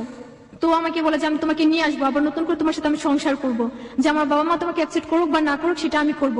বলে তুমি আমাকে 1000 টাকা দাও, আমি একটা বাড়ি ভাড়া করব, তারপর তোমাকে আমি টাকাটা দিয়ে দেবো। আমি সাথে সাথে আমার কাছে তখন 3000 টাকা ছিল, আমি 1000 টাকা পাঠিয়ে দিই। তার 2 দিন পর আবার বলে আমার একটা ফ্রেন্ড আমার কাছ থেকে টাকা পাবে, তুমি আমাকে টাকা দাও 1000। তো আমি আবার 1000 টাকা পাঠাই, যে আমার এরকম আমার মাথায় এখন বর্তমানে টিমার হয়েছে যে আমি ডাক্তারের কাছে যাব। যখন নাকি ডাক্তারের কাছে যেতে যাই তখন ও আমাকে আবার ফোন করে যে হিমা আমাকে টাকা লাগবে, তুমি আমাকে টাকা দাও। মানে সবসময় আমাকে টাকা ছাড়া কিছুই বোঝে না। তো ওকে আমি এরকম ভাবে টাকা পাঠাই। 10,000 টাকা পাঠানোর পর ও অস্বীকার করে যে আমাকে চেনে না, আমি কে, কবে টাকা পাঠিয়েছি, এরকম ভাবে অনেক খারাপ ব্যবহার করে। আমি বলছি রাকিব তোমার জন্য আমি সবকিছু ছেড়ে চলে আসছি, আমি আমার বাবা মা ছেড়ে চলে আসছি, টাকা লক্ষ লক্ষ টাকা নষ্ট করছি, আমি কোনো কিছু করিনি, তুমি কেন আমাকে এত কষ্ট দিচ্ছ? এরকম ভাবে বোঝানোর পর ও বলে কি তোর জন্য দুনিয়া পাগল হতে পারে কিন্তু আমি পাগল না। তো আমি বলছি তুমি এটা কি বলছো? মানে অনেক অ্যাভয়েড করে আমাকে। তখন আমি বলছি দাঁড়া, ও যেরকম আমাকে সেই রকম হতেই হবে। আমি বলছি দাঁড়া, আমি একটা ছেলের কথা বলবো, দেখবো যে ওর খারাপ লাগে কিনা। তখন আমি ওকে বলি যে রাকিব, সাব্বির নামের একটা ছেলের সাথে আমার রিলেশন হয়, যে ওকে আমি বিয়ে করব। বলে যে আচ্ছা তোকে যে বিয়ে করবে তোকে ইউজ করার জন্য বিয়ে করবে, এরকম ভাবে অনেক মানে বলে। তো তার পরের দিন আমি প্ল্যান করি যে আমি বলবো যে আমি বিয়ে করব, এরকম একটা করি যে আমি বলছি রাকিব আজকে আমি বিয়ে করব, তুমি আমাকে ক্ষমা করে দিও, এরকম অনেক কিছু বলি। বলার পরে রাকিব আমাকে বলে আচ্ছা ঠিক আছে তুই বিয়ে করে গিয়ে, তোকে কে বিয়ে করে? তো রাত 8টার পরে ও আমাকে অনেক ফোন করে, ফোন করার পর আমি ফোনটা রিসিভ করি না, যে বুঝতে পারো যে আমি সত্যিই বিয়ে করছি। ওর একটা ফ্রেন্ড মানে রনি, যে রনি আমাকে ফোন করে বলে যে হিমা তুমি কি সত্যি বিয়ে করছো? আমি বলছি হ্যাঁ ভাই আমি সত্যি বিয়ে করছি, আমি সিরিয়াসলি আমি কান্না করছি আর বলছি যে ভাইয়া হ্যাঁ আমি সাব্বিরকে বিয়ে করছি, সাব্বির এখন ওর ফুপির বাসায় মিষ্টি নিয়ে গেছে আর একটু পরে চলে আসবে। রাকিবের কাছে তখন ফোনটা ছিল না, তো ওর ফ্রেন্ডের কাছ থেকে ফোনটা নিয়ে যাওয়ার পর আমার সাথে মানে রাতে 8টার সময় আমাকে ফোন করে, বলে হিমা তুমি কি সত্যি বিয়ে করছো? আমি বলছি হ্যাঁ আমি সত্যি বিয়ে করছো। তখন আমার অতীতের কথা মনে করিয়ে দেয় যে তোমার কি মনে পড়ে তুমি গোসল করে আসতে, আমি তোমার জামা কাপড় চেঞ্জ করে দিতাম, তোমার চুলগুলো আমি শুকিয়ে দিতাম, মানে তুমি রাস্তাঘাটে কিভাবে চলাফেরা করতে, তোমার কি মনে পড়ে একদিন তোমাকে ঘুরতে নিয়ে গিয়ে তোমার পায়ে থেকে জুতা পড়ে গেছিল, তুমি হাজার হাজার মানুষের সামনে আমাকে জড়িয়ে ধরছিল, তোমার কি এসব মনে পড়ে না? মানে আমার অতীতের সব কথা আমাকে মনে করিয়ে দেয়, আমি কান্না করি। আমি বলছি দেখো আমার কিছু করার নেই, আমি সাব্বিরকে বিয়ে করবো, সাব্বির অনেক ভালো ছিল, ওকে নিয়ে আমি সংসার করবো। রাকিব তো এত কান্নাকাটি করে যে আমি তোমাকে ছাড়া থাকতে পারবো না, আমি এইসব করছি জাস্ট তোমাকে পরীক্ষা করার জন্য। তখন আমি বলছি 3টা বছর প্রায় হয়ে যায়, তুমি আমাকে পরীক্ষা করতে করতে এ পর্যন্ত নিয়ে আসছো, তুমি আমাকে যা বলছো আমি সব শুনছি, এখন আর শুনবো না। 2 দিন পরে রাকিব বলে তোমার যদি বাচ্চা কাচ্চা হয়ে যায় তা তোমাকে আমি নিয়ে আসবো। এরকম বলার পর আমি বলছি আচ্ছা ঠিক আছে আমি তোমার সাথে চলে আসবো, সাব্বির আমার সাথে অনেক খারাপ ব্যবহার করে, এরকম বলার পর রাকিব বলছে আচ্ছা ঠিক আছে নিয়েই আসবো। তো 2 দিন পরে আমার কাছে টাকা চায়, আমি আবারও টাকা পাঠাই, যে 200, 100, 500 টাকা যেরকম ভাবে টাকা চায় আমি সবসময় টাকা পাঠাই। আমার একটা বান্ধবী ছিল শোভা, যার কথা আমি বলছি, তো সবাইকে আমি সবকিছু বলি, সবাই এরকম এরকম ঘটনা ঘটে গেছে, এখন কি করব? বলে তুই এতটা কষ্ট এত ঝড়ঝাপটা সহ্য করে আসিস, তুই আমাদের কিছু জানালি না কেন? তো আমি বলছি কি করে জানাবো, আমি যে ভালোবেসে বিয়ে করছি আর আমি চাই না যে আমার ভালোবাসার কলঙ্ক হোক, এরকম ভাবে বোঝানোর পরে বলে যে আচ্ছা ঠিক আছে ওর যদি কোনো ফ্রেন্ড থাকে তার নাম্বারটা আমাকে দে, ওকে সাহায্য করার দায়িত্ব আমাদের। তো আমি বলছি কি করবি? বলে কি তুই কয়েকটা দিন ওর সাথে শুধু কথা বলবি না। আমি বলছি আচ্ছা ঠিক আছে বলবো না। ওরা আমার বান্ধবী মানে ওর বন্ধু রনিকে বলে রনি ভাইয়া হিমা তো মারা গেছে। রাকিব কেয়ার করে না, কোনো কিছুই কেয়ার করে না যে আমি বেঁচে আছি না মরে গেছি, কোথায় আছি, কি করছি, মানে কোনো কিছুই মানে মনে করে না। তো আমার বান্ধবী বলে কি এরকম ভাবে হবে না। আমি বলছি কখনো হবে না, 2 বছর আগে হয়নি, আমি ওর জন্য এত কিছু করছি তবুও হয়নি, আর এখন কি করে হবে। কিছুদিন আগে মানে রোজার মধ্যে তখন আমার টাইফয়েড জ্বর হয়, শাকিল ভাইয়া তখন আমাকে ফোন করে। ফোন করার পর আমি শাকিল ভাইয়ের সাথে কথা বলি, আমি রাকিবকে জানাই। রাকিব আমাকে বলে যে তুই অনেক ভুল করছিস, তুই খারাপ মেয়ে, তুই খারাপ কাজ করে বেড়াস। আমি বলছি না, আমি খারাপ কাজ করব কেন। তো বলে যে তুই জীবনের গল্প গিয়ে সবকিছু বলবি, তারপর তুই কোনটা ভুল করেছিস কিনা সেটা আমি শুধরে দেবো। সবসময় কি কথা বলতো, আমি বলছি আমার ধারে আমি যে ভুল করছি সেটা আমার মনেই হয় না। আমি ভুল করলে একটাই ভুল করছি, যে এটা আমার যে প্রেগনেন্ট ছিল আমার বেবিটা নষ্ট করছি, এটা ছাড়া আমি কোনো ভুল করিনি। আর আমার বাবা মার টাকা নষ্ট করছে, সেটা আমার বাবা মার উপর, তোমার উপর কোনো কিছুই না। আমি বলছি আচ্ছা, একটা ঈদ গেছে, আমি কোনো কিছু পরিনি, আমার তো নতুন জামা পরতে ইচ্ছে করে, সবার সামনে ঘুরতে ইচ্ছে করে। তো বলে কি আচ্ছা ঠিক আছে, তুমি টেনশন করো, তোমাকে নতুন জামা কিনে দেবো। এই কথা বলে যে তুমি আমাকে আজকে 200 টাকা পাঠাও। তখন আমি ওকে 200 টাকা পাঠিয়ে দিই, বলে যে ঈদের আগের দিন তোমাকে আমি জামা কাপড় পাঠিয়ে দেবো, টাকা পাঠিয়ে দেবো। তো তার আগে আমাকে বলে যে হিমা তুমি আমাকে প্যান্ট আর শার্ট কেনার টাকা দেবা, আমি তোমাকে তোমার জামার কেনার টাকা দেবো। আমি বলছি তুমি এটা কি বলছো। সেই দিন রাতে ওর একটা ফ্রেন্ড ছিল, যে ফ্রেন্ডটা আমাকে এত বিশ্রী ভাষায় কথা বলছে, মানে কি বলবো, যে বলে তুই এই এলাকায় আসবি, এই ছেলেটা এখন ভালো কাজ করছে আর তুই ওকে জ্বালাচ্ছিস, তুই এলাকায় আয়, যে তুই যে দেশের মধ্যে একটা খারাপ মেয়ে সেটা আমরা ছিল লাগিয়ে দেবো, তুই একটা নষ্ট মেয়ে, মানে বিশ্রী ভাষায় ভাইয়া কথাগুলো বলে। ঈদের আগের দিন আমাকে ফোন করছি, ও বলে কি তুই রং নাম্বারে ফোন করছিস, সরি আপনি রং নাম্বারে ফোন করছেন, এরকম বলার পরে ঈদের পর থেকে ওর ফোনটাও অফ। এখন ভাইয়া আমি কাল মানে পরশুদিন এখানে আসছি, আসার পর আমি শাকিব ভাইকে সবকিছু বলছি, ভাইয়া এরকম আমার সমস্যা, আমি কাজ করতে পারি না, আমি খেতে পারি না, আমার অনেক সমস্যা, আমি কি করব, আমার মাথার জন্য আমি এক জায়গায় দাঁড়ায় থাকতে পারি না, যে মাথা ঘুরে পড়ে যায়। আমি বিদেশে যাওয়ার জন্য আবার নতুন করে মানে করে যে পাসপোর্ট জমা দেওয়া হয়ে গেছে, যে আমি যাব। তো আমি ইচ্ছে করলে ঈদের আগে যেতে পারতাম, যে আমার মাথার জন্য আমি যেতে পারি না। আপনি আমাকে বলেন তো, আপনার বাবা মার কাছে আপনি ফিরে যাননি কেন? আমি ফিরে যাইনি, যখন আমি বাসা থেকে চলে আসি আমার আব্বু বলছে হয়তোবা তুই এ বাসায় থাকবি, নয়তোবা আমি থাকবো। সেই দিন আমার বাবা মনে করেন যে গাছের সাথে মানে সেও মানে ফাঁস নিয়ে মারা যাবে এরকম কোন কিছু প্ল্যান করে। এই কারণে আমি বলছি আমি আমার জন্য যখন এত কিছু হতো আমি এই বাসা থেকে চলে যাই, তখন আমি টাকাগুলো নিয়ে চলে আসি একবারে, যে তারপরে আমি বাসায় যাই না। কিসের টাকা? 1,75,000 টাকা বাবা এই কাজ করার পরে আপনি নিয়েছিলেন। হ্যাঁ। তারপরে তো আপনি দেশের বাইরে থেকে ফিরে আসলেন, রাইট? হ্যাঁ। তারপরে আপনি জানলেন কেন? তারপরে এই কথা মনে করি আপনি জাননি, নাকি আর পরে যোগাযোগ করেন নাই? মানে যোগাযোগ করার বলতে কি আমার ভাবির নাম্বার ছিল, তো আমি আমার ভাবিকে অনেকবার ট্রাই করি। তো আমার ভাবি ফোনটা রিসিভ করে আমাকে বলে যে যেদিন শুনবো যে তুই মারা গেছিস, রাকিব সেটা বলবে যে তুই মারা গেছিস, তুই আমাকে ফোন করবি না। তার কিছুদিন পর আবার ফোন করতে যাই, ফোনটা অফ, মানে সবার ফোনটা অফ থাকে। আর মানে আমাদের বাসাটা আগে মানে ঘের মানে করা ছিল। বাসার কেউ আপনাকে পছন্দ করে না, মূল কথা হচ্ছে এটা। Nobody likes you. আমাদের হেলুইট 920 অনেক শ্রোতাই আপনাকে পছন্দ করছে না। But there is a big big big question mark, প্রিয় শ্রোতা। The age is 16। একটা শব্দ আছে সুইট 16, হ্যাঁ, কিন্তু আমাদের দেশে 16টা কিভাবে বিটার এক্সপেরিয়েন্সের জন্ম হতে পারে, এবং 16 বছর বয়সে একটা কিশোরীর দ্বারা কত বড় রকমের ভুল হতে পারে, সেখানে ফ্যামিলির ঠিক মতো কেয়ার না থাকলে, নিজে নিজের জায়গাটা ঠিক মতো না বুঝলে, এবং একই সাথে 16 বছরের একটা মেয়ে, তার তো অনেক কিছু বোঝার থাকে, সেই জায়গাটা থেকে সে যদি নিজের প্রতি খেয়াল না করে, সে যদি তার ভবিষ্যৎটাকে দেখতে না পারে, সবকিছু মিলিয়ে এটা যে একটা লাইফটা যে পুরোপুরি একটা জাহান্নাম হয়ে যেতে পারে, তার একটা বেস্ট এক্সাম্পল আজকে আমরা আমাদের জায়গা থেকে দেখেছি। আমরা কিছুদিন আগে এরকম একজন বন্ধু পেয়েছিলাম যে একটা ছেলেকে ভালোবেসে সে সমাজ সংসার সবকিছু ছেড়েছে, তারপরে ছেলে তাকে ছেড়ে দিয়েছে।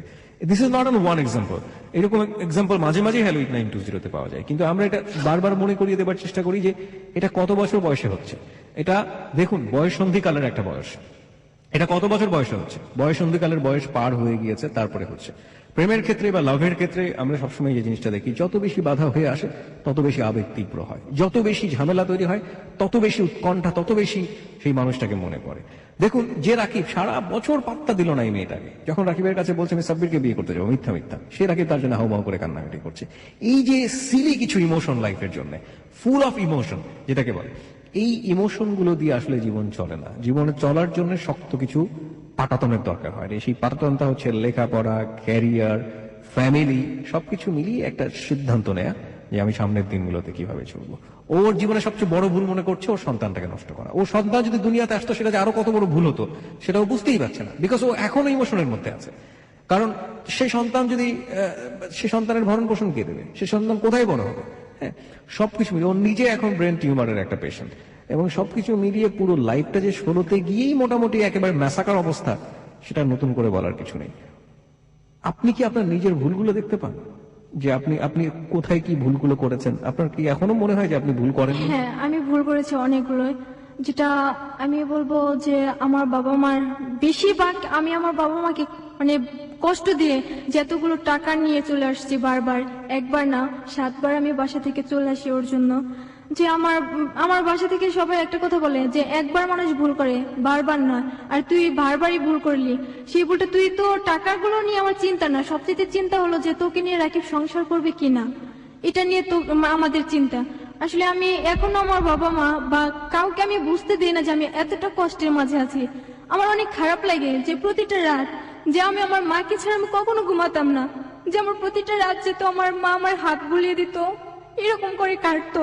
আর এখন আমি কোথায় থাকি, কিভাবে থাকি, কেউ আমার খোঁজ খবর নেয় না। আসলে আমি এখনো রাকিবের প্রতি পড়ে আছি। কাল রাতে রাকিবের ফ্রেন্ড আমাকে ফোন করে বলে যে 17 তারিখে রাকিব বিয়ে করবে। আসলে আমি এরকম ছিলাম যে কখনো না খেয়ে থাকতে পারতাম না, যে আমি সবসময় খাবারের তালেই থাকতাম, যে একটার পর একটা ছিলই আমার খাবার। আর এখন আমার দিন যে আমি না খেয়ে থাকি, আমার মনে হয় না যে আমি না খেয়ে থাকি। যখনই যাই খেতে চাই আমার রাকিবের কথা মনে পড়ে যে এইটা আমার রাকিব আমাকে এনে দিত। এখন যদি আমি 1000 বারো না খেয়ে থাকি, কেউ আমাকে বলবে না যে হিমা তুমি না খেয়ে আছো।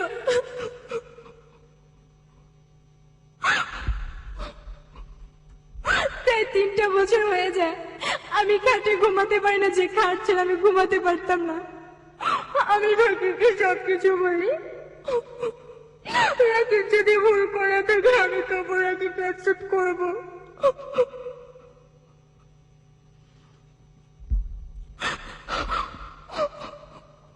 This is the story of life. এটাই হচ্ছে হিমার জীবনের গল্প। আমরা একটা ব্রিদিং স্পেস নিতে চাই একটা গানের মধ্য দিয়ে। শুধু এতটুকুই বলার আছে, ওর একটা বিশাল মানসিক পরিবর্তন দরকার। ও কিন্তু সবচেয়ে বড় পেনাল্টি যেটা পাচ্ছে, ও still in love with Rakib.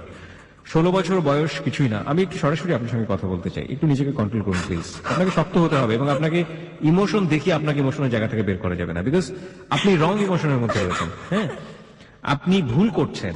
আপনার প্রথম ভুল হচ্ছে, দ্বিতীয় ভুল এবং তৃতীয় ভুল, সব ভুলই হচ্ছে আপনার লাভ। পুরো লাভটাই আপনার ভুল। হ্যাঁ, এখানে আসলে ইমোশন দেখানোর কোনো জায়গা নেই। আমি শুরু থেকে শেষ পর্যন্ত আমি আপনার প্রতি কোনো ইমোশন দেখানোর কোনো জায়গা খুঁজে পাইনি। প্রথম কথা হচ্ছে এটা। কেন বলছি, একটা ছেলেকে আপনি বকাঝকা করতে গিয়ে আপনি তার প্রেমে পড়লেন, ঠিক আছে, ভালো কথা, পড়েছেন, হয় সবার লাইফে, বয়স অনেক কম। তারপরে আপনি একের পর এক ছেলেটা আপনার সাথে যে ব্যবহার করেছে বা আপনি যে ব্যবহার করেছেন, গলায় ফাঁসি নিতে গিয়েছেন, সবকিছু মিলিয়ে আপনি ছেলেটার প্রতি এখনো যে অ্যাডিকশনের মধ্যে রয়েছেন, সেই অ্যাডিকশনটাকে আমি কোনোভাবে মেনে নিতে পারি না। কিন্তু সেটার জন্য আমি আপনাকে দোষ দিই না, কারণ অ্যাডিকশন আপনি নিজে হাতে আপনার কাছে নিয়ে আসেননি। আপনার এখানে যেটা দরকার ছিল, খুব ভালো করে আপনাকে কাউন্সেলিং করা, খুব ভালো করে আপনাকে প্রতি মুহূর্তে বোঝানো, প্রতি মুহূর্তে আপনার পাশে বন্ধুর মতো থেকে আপনাকে হেল্প করা।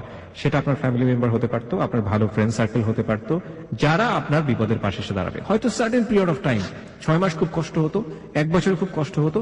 আপনি যদি লেখাপড়ার দিকে ঠিক থাকতেন, আপনার যদি বাকি স্ট্রিমগুলো ঠিক থাকতো, আপনি এই ঝামেলা থেকে বের হয়ে আসতে পারতেন। কারণ বয়ঃসন্ধিকালের এই যে ঝামেলাটা, সেটা খুব বেশি দিন থাকে না। বয়ঃসন্ধিকাল পার হয়ে যাবার পরপরই মানুষ বুঝতে পারে যে তার জীবনে কত বড় একটা ভুল হতে চলেছিল। শুধু এতটুকুই বলার আছে। কিন্তু still you are in danger. আপনি এখন পর্যন্ত বিপদের মধ্যে আছেন, কারণ আপনি রাকিবের অ্যাডিকশন থেকে বের হয়ে আসতে পারেননি। দেখুন, এটা আপনি আপনার জায়গা থেকে বুঝবেন না, কিন্তু আমি, ওর যারা ফ্যামিলি মেম্বার আছে তারা হয়তো আজকে এখানে শুনছেন, বাবা মা যারা আছেন তারা হয়তো শুনছেন, তাদের সবার প্রতি একটা রিকোয়েস্ট রেখে একটা কথা বলতে চাই। শি ইজ ইউর বেবি, সে আপনার সন্তান, এবং ও যদি ভালো মন্দ কিছু করে সেটা আপনার ফ্যামিলির প্রেস্টিজের উপর গিয়ে পড়ে। এতদিন পড়েছে, ইনফ্যাক্ট ও খারাপ আছে, সে কারণে আপনারাও খারাপ আছেন। কিন্তু ওকে ভালো না করে, ওকে ফেলে দিয়ে, ওকে মাইনাস করে দিয়ে কোনোভাবেই সামনের দিকে এগোনো কোনোভাবে সম্ভব না। সুতরাং ভালো হোক মন্দ হোক, ও কিন্তু আপনাদেরই সন্তান। ওকে নিজের কাছে নিয়ে প্রতি মুহূর্তে বোঝাতে হবে এবং প্রতি মুহূর্তে জীবনের শেষ দিন পর্যন্ত ট্রাই করে যান। এটা একজন বাবার, সৎ বাবার দায়িত্ব, এটা একজন সৎ মার দায়িত্ব। সুতরাং সেই জায়গাটা থেকে আপনাদের প্রতি আমাদের লাখো শ্রোতাদের পক্ষ থেকে রিকোয়েস্ট, আমরা কিছুই করতে পারবো না, আমরা হয়তো কিছু টাকা দিয়ে হেল্প করতে পারি বা কিছুদিন হয়তো একটু সান্ত্বনা দিতে পারি। এই একটা এপিসোডের যে জীবনের গল্প, সেটা আরেকটা এপিসোডের জীবনের গল্পের কাছে হারিয়ে যাবে। মানুষের ইমোশন খুব বেশি দিন থাকবে না। আজকে রাতে শোনার পরে সকাল পর্যন্ত হয়তো ঘুমোতে পারবে না, তারপরে ভুলে যাবে। হ্যাঁ, তো আমাদের কাছে আসলে খুব বেশি কিছু করার নেই। আমরা শুধু এতটুকু মেসেজ দিতে পারি, আপনারা সতর্ক হন সে কারণে। কিন্তু ওকে ভালো থাকতে হলে ওর ফ্যামিলির কাছে ফিরে যেতে হবে। সেই ফ্যামিলির কাছে আমরা করজোড়ে রিকোয়েস্ট করছি, প্লিজ টেক হার ব্যাক, ফিরিয়ে নিয়ে যান। আপনারা ওকে আপনাদের জায়গাটা থেকে বোঝান এবং কোনোভাবে অত্যাচার করে না, প্রতি মুহূর্তে ভালো ভালো আচরণ দিয়ে। ও ও ধরে নেন ও একজন মানসিক পেশেন্ট হয়ে গেছে, ওকে বোঝান, প্রতি মুহূর্তে কাউন্সিলিং করেন, একজন সাইকিয়াট্রিক ডাক্তারের কাছে নিয়ে যান, একজন মনোরোগ বিশেষজ্ঞের কাছে নিয়ে যান। ওকে বোঝালে ওকে এখনো ফিরিয়ে নিয়ে আসা সম্ভব। মাত্র 16 বছর বয়স, এই 16 বছর বয়সে একটা মানুষের জীবন শেষ হয়ে যায় না। শি হ্যাজ গোল্ডেন টাইম, পুরো জীবনটাই সম্ভাবনাময়। হ্যাঁ, সামনের দিনগুলোতে যে ও খুব ভালো একজন ডাক্তার হতে পারবে না, সামনের দিনগুলোতে যে ও খুব ভালো কিছু করতে পারবে না, এ কথা একবার নিশ্চিন্ত করে বলা যায় না। সুতরাং সেই জায়গাটা থেকে ফ্যামিলির প্রতি আমাদের এই রিকোয়েস্টটা থাকবে। হিমা, লিসনারদেরকে আপনার কি বলার আছে? লাখ লাখ শ্রোতা এই মুহূর্তে আপনাকে শুনছে, প্লিজ বি কন্ট্রোল। আপনি কিছু বলুন আমাদের, আপনার জীবনের অভিজ্ঞতা থেকে লিসনারদেরকে বলুন। আমি শুধু একটা কথা বলবো, আমি পৃথিবীতে বড় একা হয়ে গেলাম। এতদিন আমার সব ছিল, আমি সবসময় ভাবতাম যে আমার একই বাবার কাছে ফিরে আসবে। কারো কোনো পর থেকে আমি ভাবতে পারি না আমার একই বাবার কাছে ফিরে আসবে। এত অত্যাচার, এত কিছু সহ্য করেছে, ভেবেছিলাম রাখি বাবার কাছে আসবে, ও আমাকে খুঁজবে। আসলে ও আমাকে কখনো খোঁজেনি, আমাকে কখনো বোঝার চেষ্টা করেনি। এই যে আপনি পেইনটা পাচ্ছেন, রাকিব আপনার কাছে আসলো না বা রাকিব কিনে যে পেইনটা পেলেন, সেই পেইনটাকে আরেকজন জীবনে, মানুষের জীবনে আসা উচিত, আপনি কি মনে করেন? আমি মনে করি আমার মতো ভুল যেন কেউ না করে, এক্স্যাক্টলি, কেউ যেন এরকম কোন রিলেশনে না গড়ায়, কারো বাবা মায়ের কাছ থেকে কেউ যেন ভালোবাসা থেকে বঞ্চিত হয়ে না যায়। আমি যত অল্প বয়সে সবকিছু হারিয়েছি, এরকম যেন কারো না হয়, কেউ যেন এই ভুলটা না করে। সবাইকে আমার একটাই রিকোয়েস্ট, কোন অভিজ্ঞতায় বড় নয় যে অভিজ্ঞতার মুখোমুখি মানুষ নিজে দাঁড়িয়েছে।